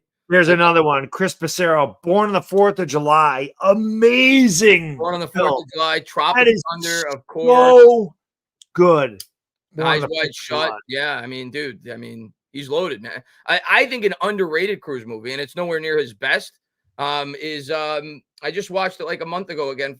What's the one with him and Penelope Cruz and Cameron Diaz? Why does it forget me right now? Somebody in the chat's going to say it. I actually think it's good. Upon why the first time I saw it when I was younger, I didn't like it that much, but every time I watch it, I like it more and more and more. I think after The Firm, I kind of got away from Tom Cruise.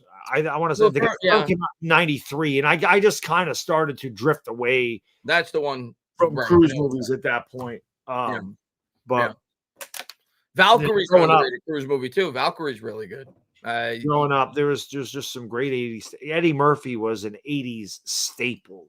Eddie Murphy's the best. Almighty. Dan Aykroyd, like you're talking about Trading Places, is one of my all-time favorite films. I freaking love that movie. So good, man. You're talking about Night and Day, Emilio. It's a fun movie. It's a pretty good movie. Last Samurai, epic. Ray, one of my favorite Cruise movies, epic. Durag Dable says Daniel Jones is winning MVPs and comeback player of the year. I'm delusional and so tired of losing. I'm with you, man. Let's rock and roll. Let's do it. Yeah. Do I have Letterbox? I don't even know what Letterbox is, Cushman. Yeah. 246 toothpicks. That's right. 246 toothpicks. 82 what? Toothpicks. There's a lot more than 82 there, Ray. Of course, 246 total. How many toothpicks in the box? 250. Pretty close. Let's go. 246. There's 4 left in the box. Sally Dibs, Sally. What's 192? I really am Rain Man when it comes to that movie. What's the scene? I haven't seen that movie in years, but I remember there's a really funny scene where Cruise. What's the name of the show? When he's obsessed, Dustin Hoffman's obsessed with seeing the show on TV. People's Court. Is it People's Court? Yeah, 4 minutes of Wapner. 4 minutes of Wapner. 4 minutes of Wapner. People's Court. Where they have to knock on the woman's door. So they have to pretend like they're salesmen or something. Yeah. They're what the hell's the ratings company? The Nielsen ratings company. The Nielsen ratings. Yeah. Yeah. So that he goes in there to talk to her to distract her, so he can. Yeah. That movie's so great. Who is that? That would be my partner, Mr. Brainbridge, and she shuts the door. That was it, Ray. They're in there making legal history. Legal history. Yeah, like I said, when it comes to Rain Man, I'm like Rain Man. Like I know every part of that freaking movie. I love it. Oh, it's great.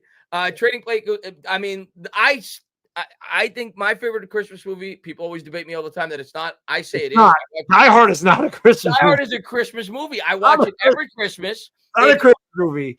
No, it's an action movie that takes place on Christmas. It's not a Christmas movie. I qualify. It's nothing to do with Christmas. It's my favorite Christmas movie. It's got guns. It's got Bruce Willis. It's got the Christmas atmosphere. It's Christmas for me. But if you're going to say it's not a Christmas movie, not a Christmas movie, it is one of the greatest films ever made.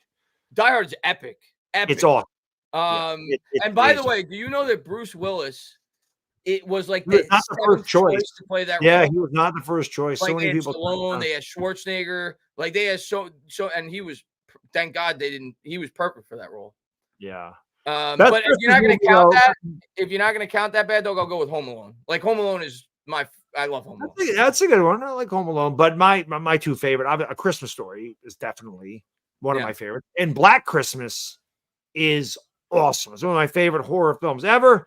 And I always see the irony of Christmas Story and Black Christmas. They are both directed by Bob Clark.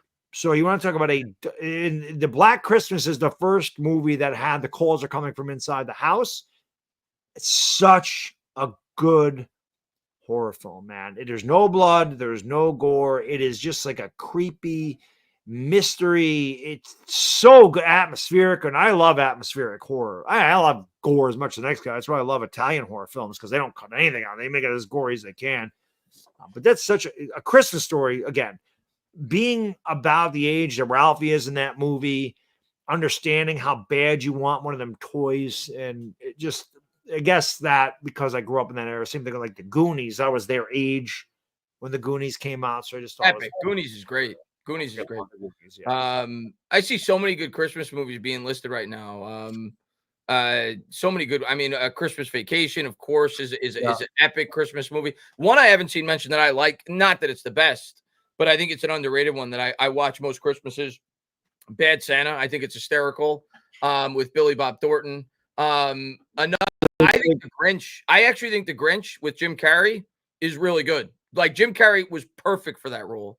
I think that's a good Christmas movie. There's so many good Christmas movies. It's not. I'll be honest. My Christmas thing is pretty much Frosty the Snowman, Rudolph the Red-Nosed Reindeer, Charlie Brown Christmas. Those are really what I watch. Yeah. I still and the Christmas Story. The Christmas Story is on for 24 hours starting Christmas Eve. I watch it. I don't know how many times. I leave it on when we're opening presents. My father-in-law too. Same thing. We go over there for breakfast. He's got it on. He's got it on all day, and then I fall asleep to it at night. I like A Christmas Story. Family Man, there's a good one that's underrated. I think No Mets, No Jets. That's a good one. Scrooge, you could never go wrong with Bill Murray, Ray. So many great Christmas movies, man. And Chaotic says Dodgers won me 100 tonight. Well, congratulations. Now I hope they get smacked by the Mets. The Knicks look amazing. It's preseason. I'm not going to go crazy yet with the Knicks, but I'm excited for them, and they're going to be amazing. Stanton is in playoff mode. Liberty sold game 1, but looks scary. Go New York, go. Yeah, hopefully they bounce back. I know the Liberty, I think they made the finals last year too, and they lost against Vegas, if I'm not mistaken. So hopefully they win. They blew that game. They had a 12-point lead with 4 minutes left. They give up the 4-point play with like 5 seconds left. I actually watched the last 5 minutes of that game. I'm like, oh, let me turn it on.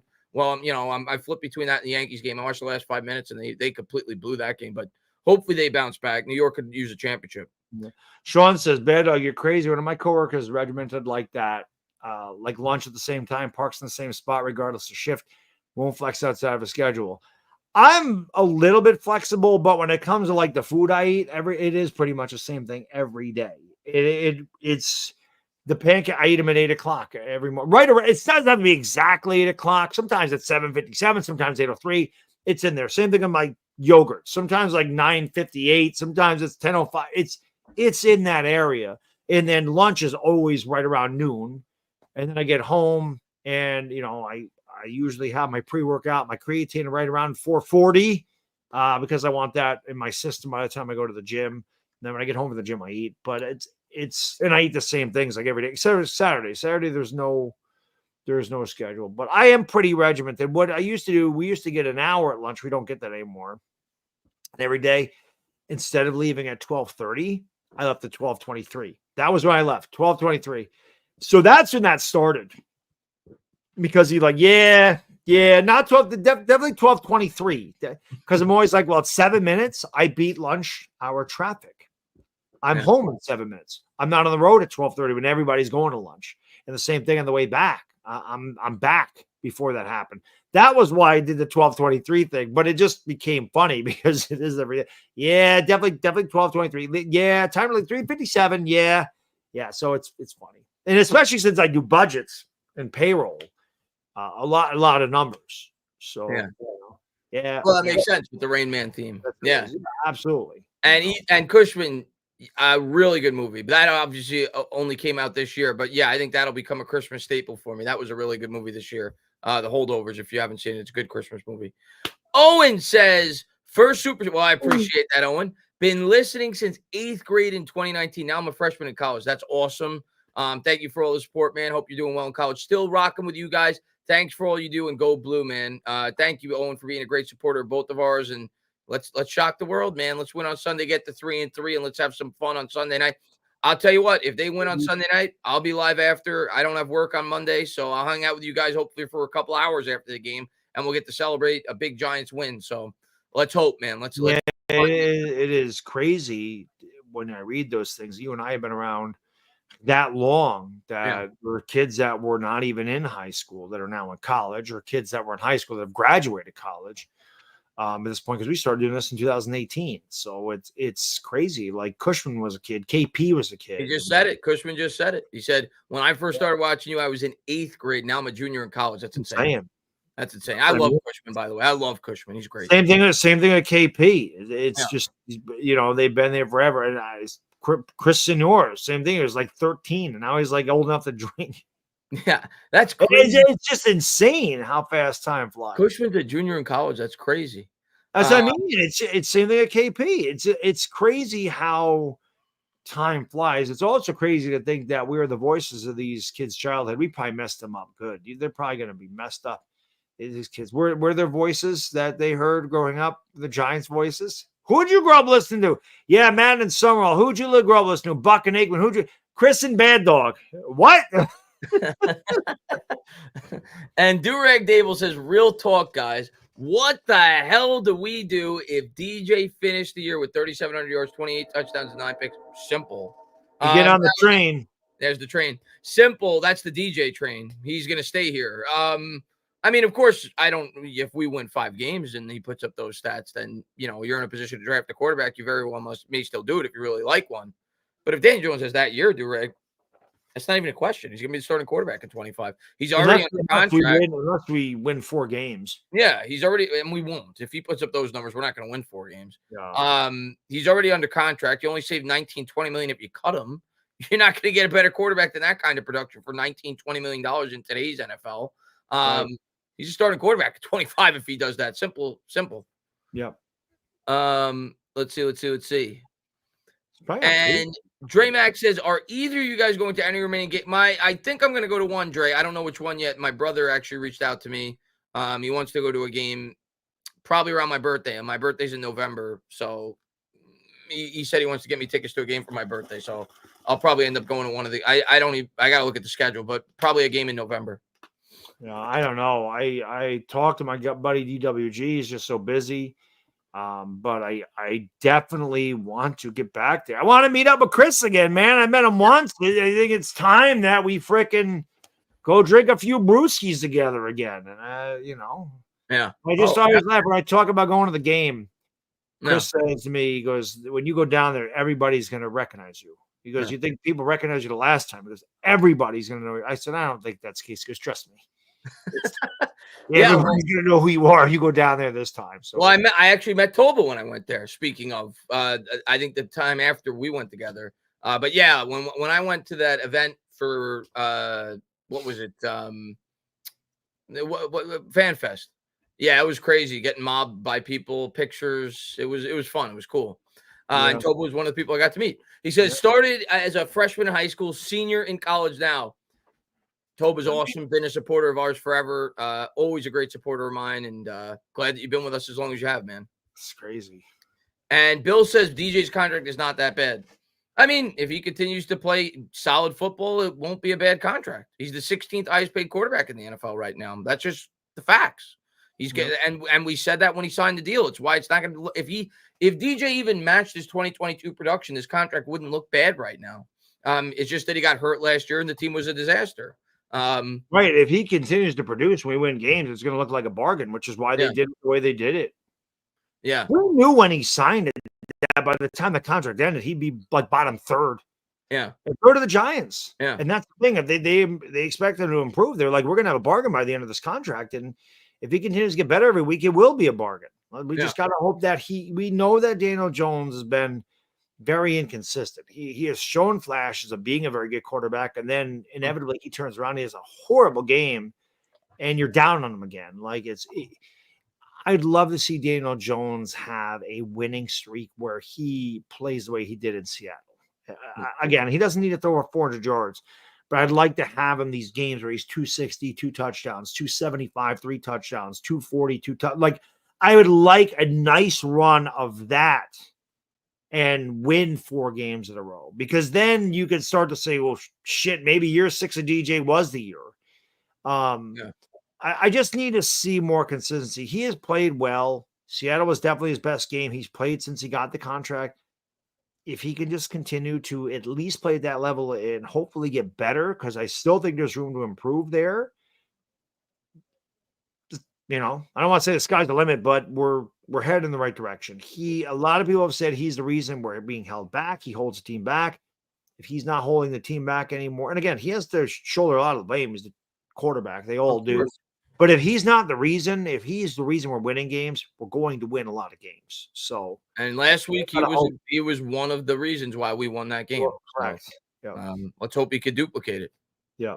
Desmond says, Chris, your Mets versus my Dodgers, NLCS. You guys beat us in 06 and 15. That's right.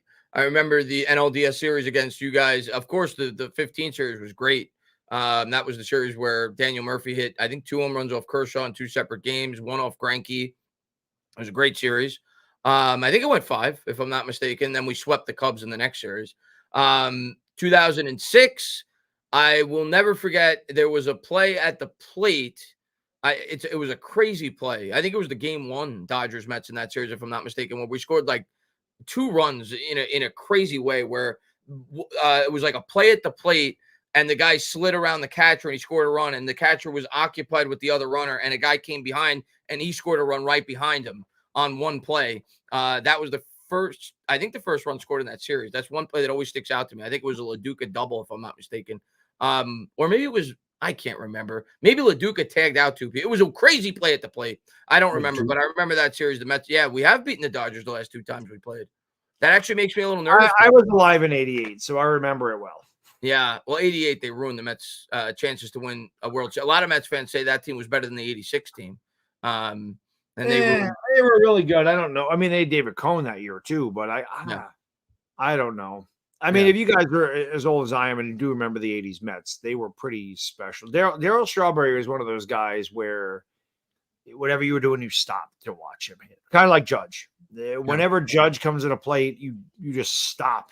Bonds. There are certain guys that very few, but whatever you were doing, Canseco was one of those guys. You would stop whatever you were doing to just watch them swing, because you never knew how far they were going to hit the ball. I do this with Giancarlo Stanton, because it's weird. Stanton don't make contact the way he used to when he's a low average hitter, but I always feel like he's going to hit a home run every time he gets into the box. I'm like, if he connects, it's goal. Like, I just feel that way every time he's up, more so than Judge, which is crazy. Although when Judge gets hot, I'm like, I just feel like every bat he's going deep. Yeah. Boy, the Yankees they got a good team. I got to pay, but Yankees Mets, man, let's do it. Yankees Mets. Hey, I'm in. It'll be fun. And Cushman, man, thank you so much, man. He says, my chess tutoring. That's right. I forgot you used to be big. Well, obviously you still are. You were big in the chess. He says, my chess tutoring check just hit. So let me lob you some dough. Sorry I don't tap it. Don't ever apologize, man. Streams as much nowadays. I'm always super busy, but love the show. Love the show. Love when I can. Dude, You're the man, dude. Always been a great supporter of mine and Bad Dogs. You're a huge Yankees fan, so I know you're excited. You're just a huge baseball fan in general. So it'd be cool, man, Cushman, to see my Mets go against your Yankees. I think it'd be fun, man. Yeah, we talked about that earlier, man. I'm not gonna flip out about that. I know a lot of people have been with the neighbors going to the concert. I'm not going crazy about that. I see Ray, we're gonna have to get in a little bit of a debate here, man. Cruz is my guy. He says Cruz not a great actor. Great movies is different. I think Cruz. Here's what I'll say about Cruz. I think Cruz has had great performances, but I don't think. I think Cruz has put box office and quality of movies and over acting later in his career. So I think he has the ability to be a great actor, but he hasn't the last 15, 20 years or so. It's been more about creating box office movies. So I agree with you there, but I do think he has the ability to be a great actor. He's not on the level of an Al Pacino or a Tom Hanks or Robert De Niro, but I think or, I think he's had some great Washington. Yeah, Denzel's great too. Yeah, but I think he's had some great performances. Yeah. What time is the game on Sunday? Sunday night. Giants, Cincinnati, Sunday night. Which reminds me, our second show this week is actually going to be Sunday morning. Just so you guys know, it's going to be 10 to 12. 10 to 12. So we're going to kind of, I mean, I know there's a London game, but nobody cares. It's like Jaguars and Bucks or whatever. That's not really important. But we're going to kind of bring you up to the kickoff. So 10 to 12 Sunday mornings, a little pregame Sunday morning since you play late at night. Yeah, and I haven't decided yet. I know Chris said he's got to meet with friends or whatever in the afternoon. The Eagles game might be on Fox for me. So, I might have to do that and just root against them. Although last time I did the Eagles game, they won. So it's probably better if I don't. So I'll probably just go upstairs and root against them in my house. But yeah, I'm looking forward to that. We're going to do a morning stream on Sunday. I might have to bail out at about 11:30 because I'm going to the city to meet friends because, my friends asked me to hang out on Sunday. Usually I can't, but the Giants are playing a night game. So I'm like, yeah, I'll meet you in the city. So, I'll probably bail at 11:30 and go meet them and then get back here by 6 to get ready for the game. But yeah, I'm looking forward to doing the morning show with Bad Dog and hopefully some of you guys swing by for that. Favorite horror movie? This is probably a better question to ask Bad Dog. I will give my favorite horror movie though. This is tough because here's what I'll say about horror movies, Bad Dog. And I know you're more entrenched with the 70s and 80s. Yeah, that's my favorite genre by far. But what I'll say, I think in recent history, the horror movies have actually been making a bit of a comeback. I think that's been a genre that I think has improved over the last 8, 9, 10 years. I think there's been a lot of quality horror movies in recent years. I'd have to think long and hard about that, man. There are so many great horror movies. I mean, if you want to go classic, of course, like Hitchcock. I mean, I love my favorite Hitchcock movie, actually. And I know, like, obviously The Birds is famous and Psycho is famous. My favorite Hitchcock movie is actually Rear Window. That's a great one. Jimmy Stewart. That's great. I love Rear Window. That's my favorite Hitchcock movie. Go ahead. That might be my favorite Hitchcock movie too. It's that or Psycho, but Rear Window is really good. Vertigo, North by Northwest, Frenzy is really good. Yeah. Man. And they've made so many spinoffs of Rear Window. I remember they made a movie called Disturbia that was basically the same exact movie, but it was with a modern day actor. But yeah, that's certainly up there. All those Hitchcock movies are great. They're epic. If you want to go more in the 70s, 80s, I mean, of course, the Freddy series is great. But I'd have to think, man. I mean, I don't need to think. It's Halloween 1978. You're going Halloween. Without question, it is the most influential horror film ever made. It created the slasher picks of the 80s. It created Friday the 13th, and then everything that followed. My Bloody Valentine, He Knows You're Alone, The Prowler, all of that stuff. I think I said My Bloody Valentine already. Mother's Day. All of those films were because of Halloween, because it was so low budget and it made so much money. And I love Friday the 13th, but they're not great movies. Halloween is a great movie. Yeah. The Exorcist is second. Exorcist is epic. The Omen is really good. Yeah. The Exorcist. Black Christmas is up there. The Thing. John Carpenter's The Thing is awesome. That might be my favorite one, actually, now that you mention it. And I saw So, Cushman say it. The thing is awesome. The thing is awesome. Suspiria is one of my all-time favorite. Somebody mentioned it in the chat, and I actually have it on right now. Hellraiser. I freaking love Hellraiser. Phantasm is great. Nightmare on Elm Street. When I was a kid, you know what scared me? One of the movies that scared me. The Hills Have Eyes. The original Hills Have Eyes is great. Candyman, I thought was scary when I first saw it when I was a kid. Yeah, you were only 7. I was young. I was like 17. Yeah. But I'm trying to think, I thought was a really good remake was it might have been The Hills Have Eyes. Is that the one where they have they're all like I think it is The Hills Have Eyes. The remake I thought was really good if it's the one I'm thinking of. I don't like remakes. They're like mutants, right? Or something like that. Yeah. I actually really like the remake of Wes Craven did the first one. So in the chat said, I'm impressed, Argento films, Bad Dog. Dario Argento is my favorite director of all time.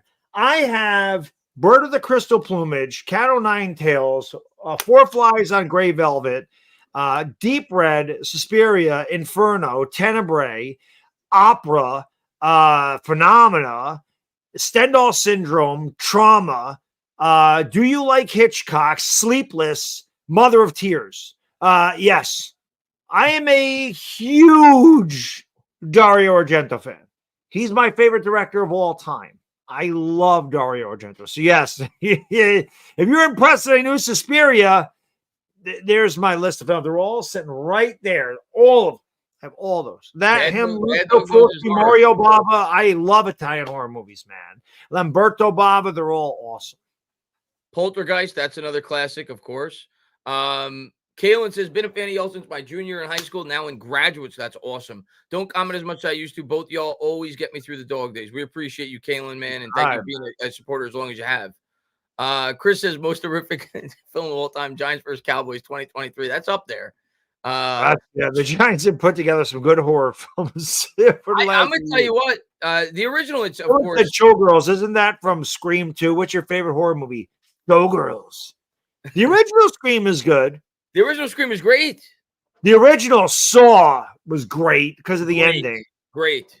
Hostel was great. I'm going to tell you right now. Rob The Shining. Ethan said The Shining. I love The Shining. That's a fantastic film. Yeah.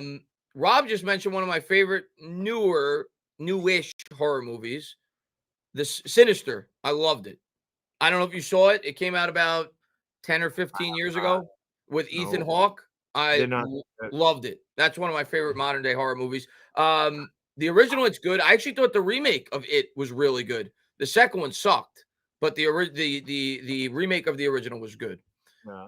I have so many horror movies, man. It's unbelievable. Like things you haven't even heard of, like Curtains, New Year's Evil, Crawl Space.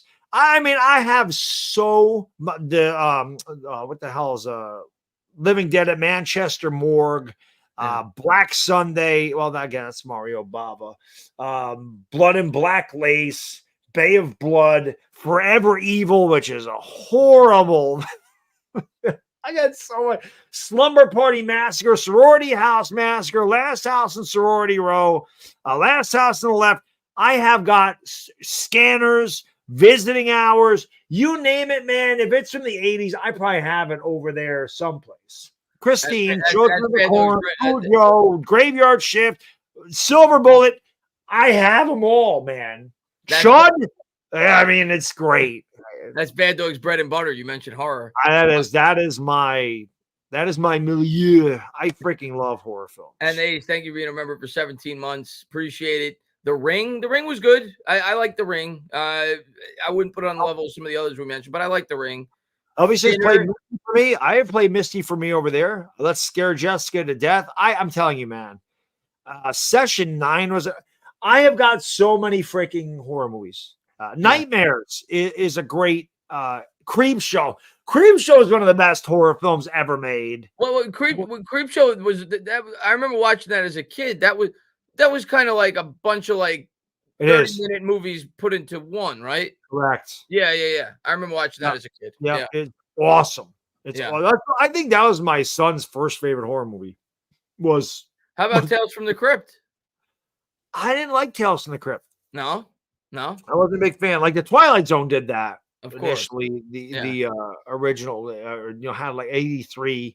They did that, but yeah, man, my God, I freaking love. I have got so many horror. I probably have like 350 horror movies in my collection. I have so many horror movies. It's not even funny. I love them. And Non, man, thank you very much, man. He says Giants on top. We will win versus the Bengals. I'm feeling it, man. I'm with you, man. Listen, I'm gonna ride the wave, and I'm with you, man. I think we could win this game this week.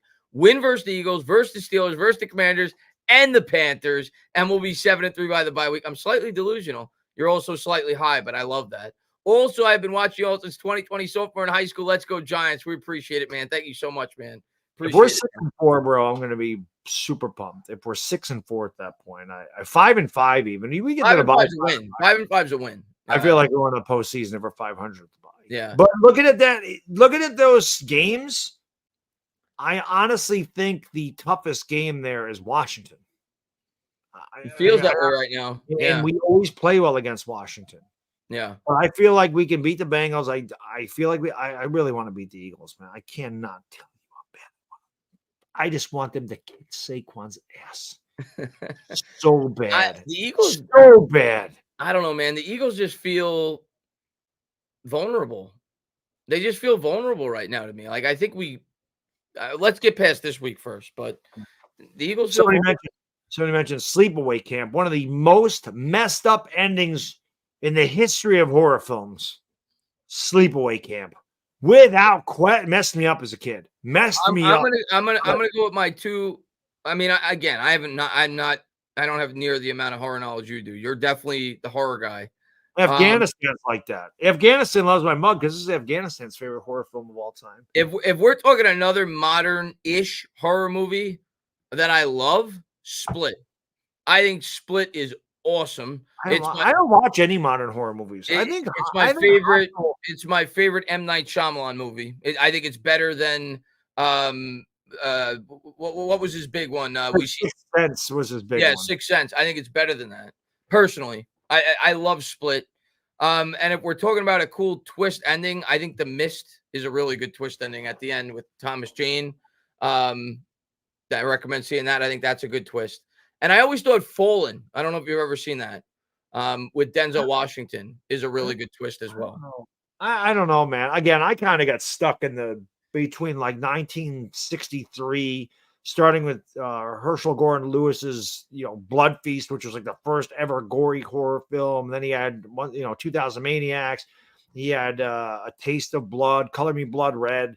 Like I remember that. So I probably started with Mario Bava in 1960. Well, then I can still go back though. Like even like things like Them with the gigantic ants, House of Wax with Vincent Price. What a great twist that is at the end of the original House of Wax. But I mean, I can go back even farther. I mean, you can go to Nosferatu, which was like the first horror film. They're remaking that on Christmas. Nosferatu, a new one's coming out on Christmas. Are they going to make it silent? It looks really good from the trailer. Are they going to talk though, like the original silent? No, they talk. Yeah. Okay. But it looks good. It looks good. But I mean, probably I'd say my range is from the middle 60s through the middle 90s. Like I feel like that was the glory era of horror, especially the early 80s. And it's like I said, it seemed like every week a horror movie came out. And you could go to the corner video store and get a video for 99 cents. It was great. That's what we used to do. We'd play outside all day. We'd go rent a couple of videos. And I mean, I think that's why horror films were such a big deal when I was a kid. I think that's why I fell in love with them. The Evil Dead is one of the greatest horror films ever made. It's one of the first horror movies I watched was The Evil Dead. And somebody mentioned Poltergeist. And yeah, man, it was a good time to be a kid. My son loves this stuff too, which I like. Oh, the other Dario Argento, I see it right there. The Card Player. I literally have probably how many Dario Argento films do I have? Let me see. I'm gonna get to MY Giants 26 comment while you're getting to that. He says y'all got to watch Get Out. Nope. I've watched both of those. I've also watched Us. I've watched the trio of his films. Get Out is great. Us, I thought, was comparable. I thought Us was really good. My only problem with Us is I kind of guessed the twist at the end, but it was great. Nope. My review for Nope is nope. I've only watched it once. It felt like a movie that had a really good idea in terms of the twist, but the movie itself did not work for me. I thought that was by far his worst of the three. But I loved Get Out and I loved Us. Yeah, I love those. And I see a lot of people. I'm surprised because I feel like a lot of times when I bring this up, and there's a reference to Fallen as well, I see a couple people in the chat saying that Fallen is underrated. I feel like a lot of people don't know about that movie. It's with John Goodman, of course, Denzel Washington, Tony Soprano. I think it's one of the best twists just because it's so simple, but it's so in your face the whole time. But when you get the twist ending at the end, you're like, oh my God, that was brilliant. That's one of my favorite twists. So I'm glad that a lot of people in the chat have seen Fallen. I feel like a lot of people have not seen that movie. And Alex Ryan with the reference to the movie with Time Is On My Side. Yes, it is. Of course, that's the song they play throughout it. But that's cool that you guys have seen Fallen. Yeah, I have 17 Dario Argento films. Even though one's not really a Dario Argento film, it's kind of his. He just kind of changed the soundtrack, so it's Dawn of the Dead, but it is the European version of Dawn of the Dead, which is why if you're looking and I mean, if you're into horror movies like I am and you love Italian horror movies, you may look and say, why is Lucio Fulci's Zombie, which in the United States is titled Zombie, but in Italy it's Zombie 2, Zombi2. And you're like, why is that a sequel? What's it a sequel for? It's because Dario Argento's Dawn of the Dead is called Zombie over there, so they couldn't reuse it. So, and Zombie is one of my favorite. Lucio Fulci's Zombie has one of the Lucio Fulci's the best, the Godfather of gore for a reason. Yeah. One of the best kill scenes ever, and he's got a bunch of great ones, man. These zombies from 1979 look so real. Like there's worms coming out of the, it's unbelievable. There's a part where, well, he always had an eyeball gag where somehow he had somebody's eyeball getting ripped out of its skull, which is great. But there's a zombie that comes out of the ground.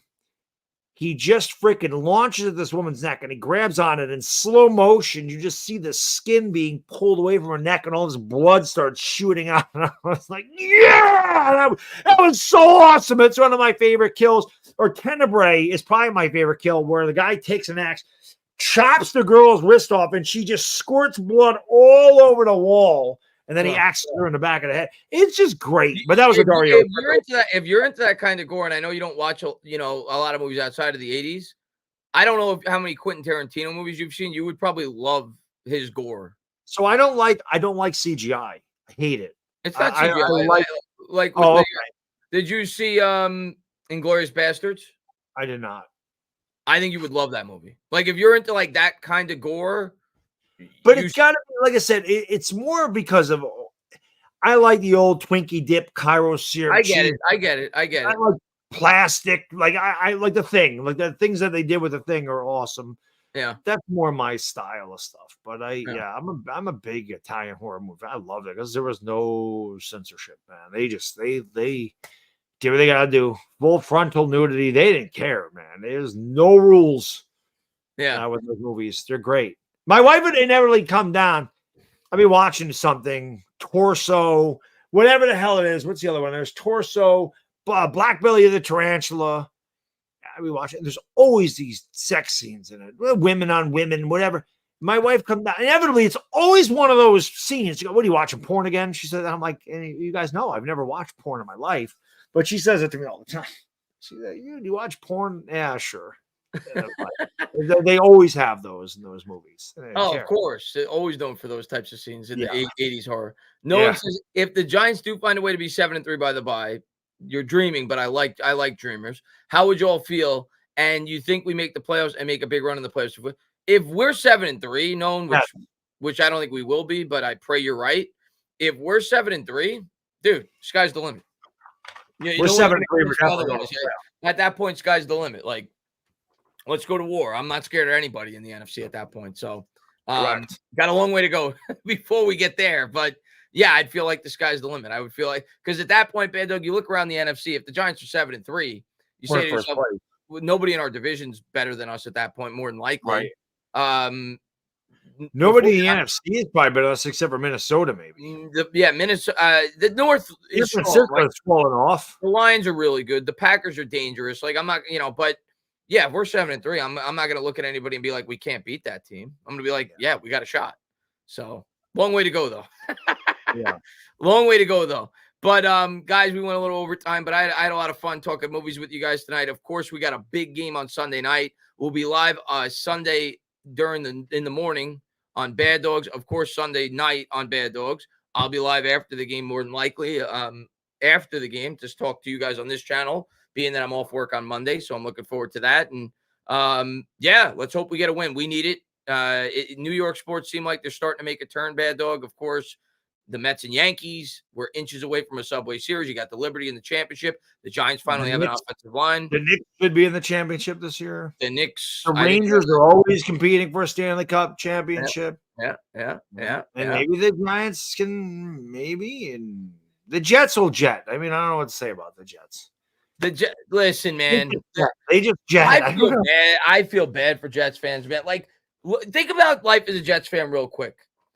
You drafted Sam Darnold 3rd overall, and you thought it was the greatest thing ever. He falls in your lap. You're laughing at Giants fans for taking Saquon Barkley. You ruin him. He now is with the Vikings, and he's one of the favorites to win MVP. Which I called, by the way, before the year started. Yeah, you give up on Geno Smith. He leaves the Jets after wasting an early 2nd-round pick on him. Suddenly, he's a pretty good quarterback in the NFL. You go out there, you get Brett Favre. He gets hurt. He's a disaster. The team's a disaster after that. You have the cheerleader. He sends pictures of his wiener. Yeah, to the cheerleader. Now you get Aaron Rodgers. They fire their coach after 5 weeks. Rodgers is playing the worst football of his career after being hurt last year. That team is. Wait till Zach Wilson's really good. He's going to turn out good, by the way. Of course he is.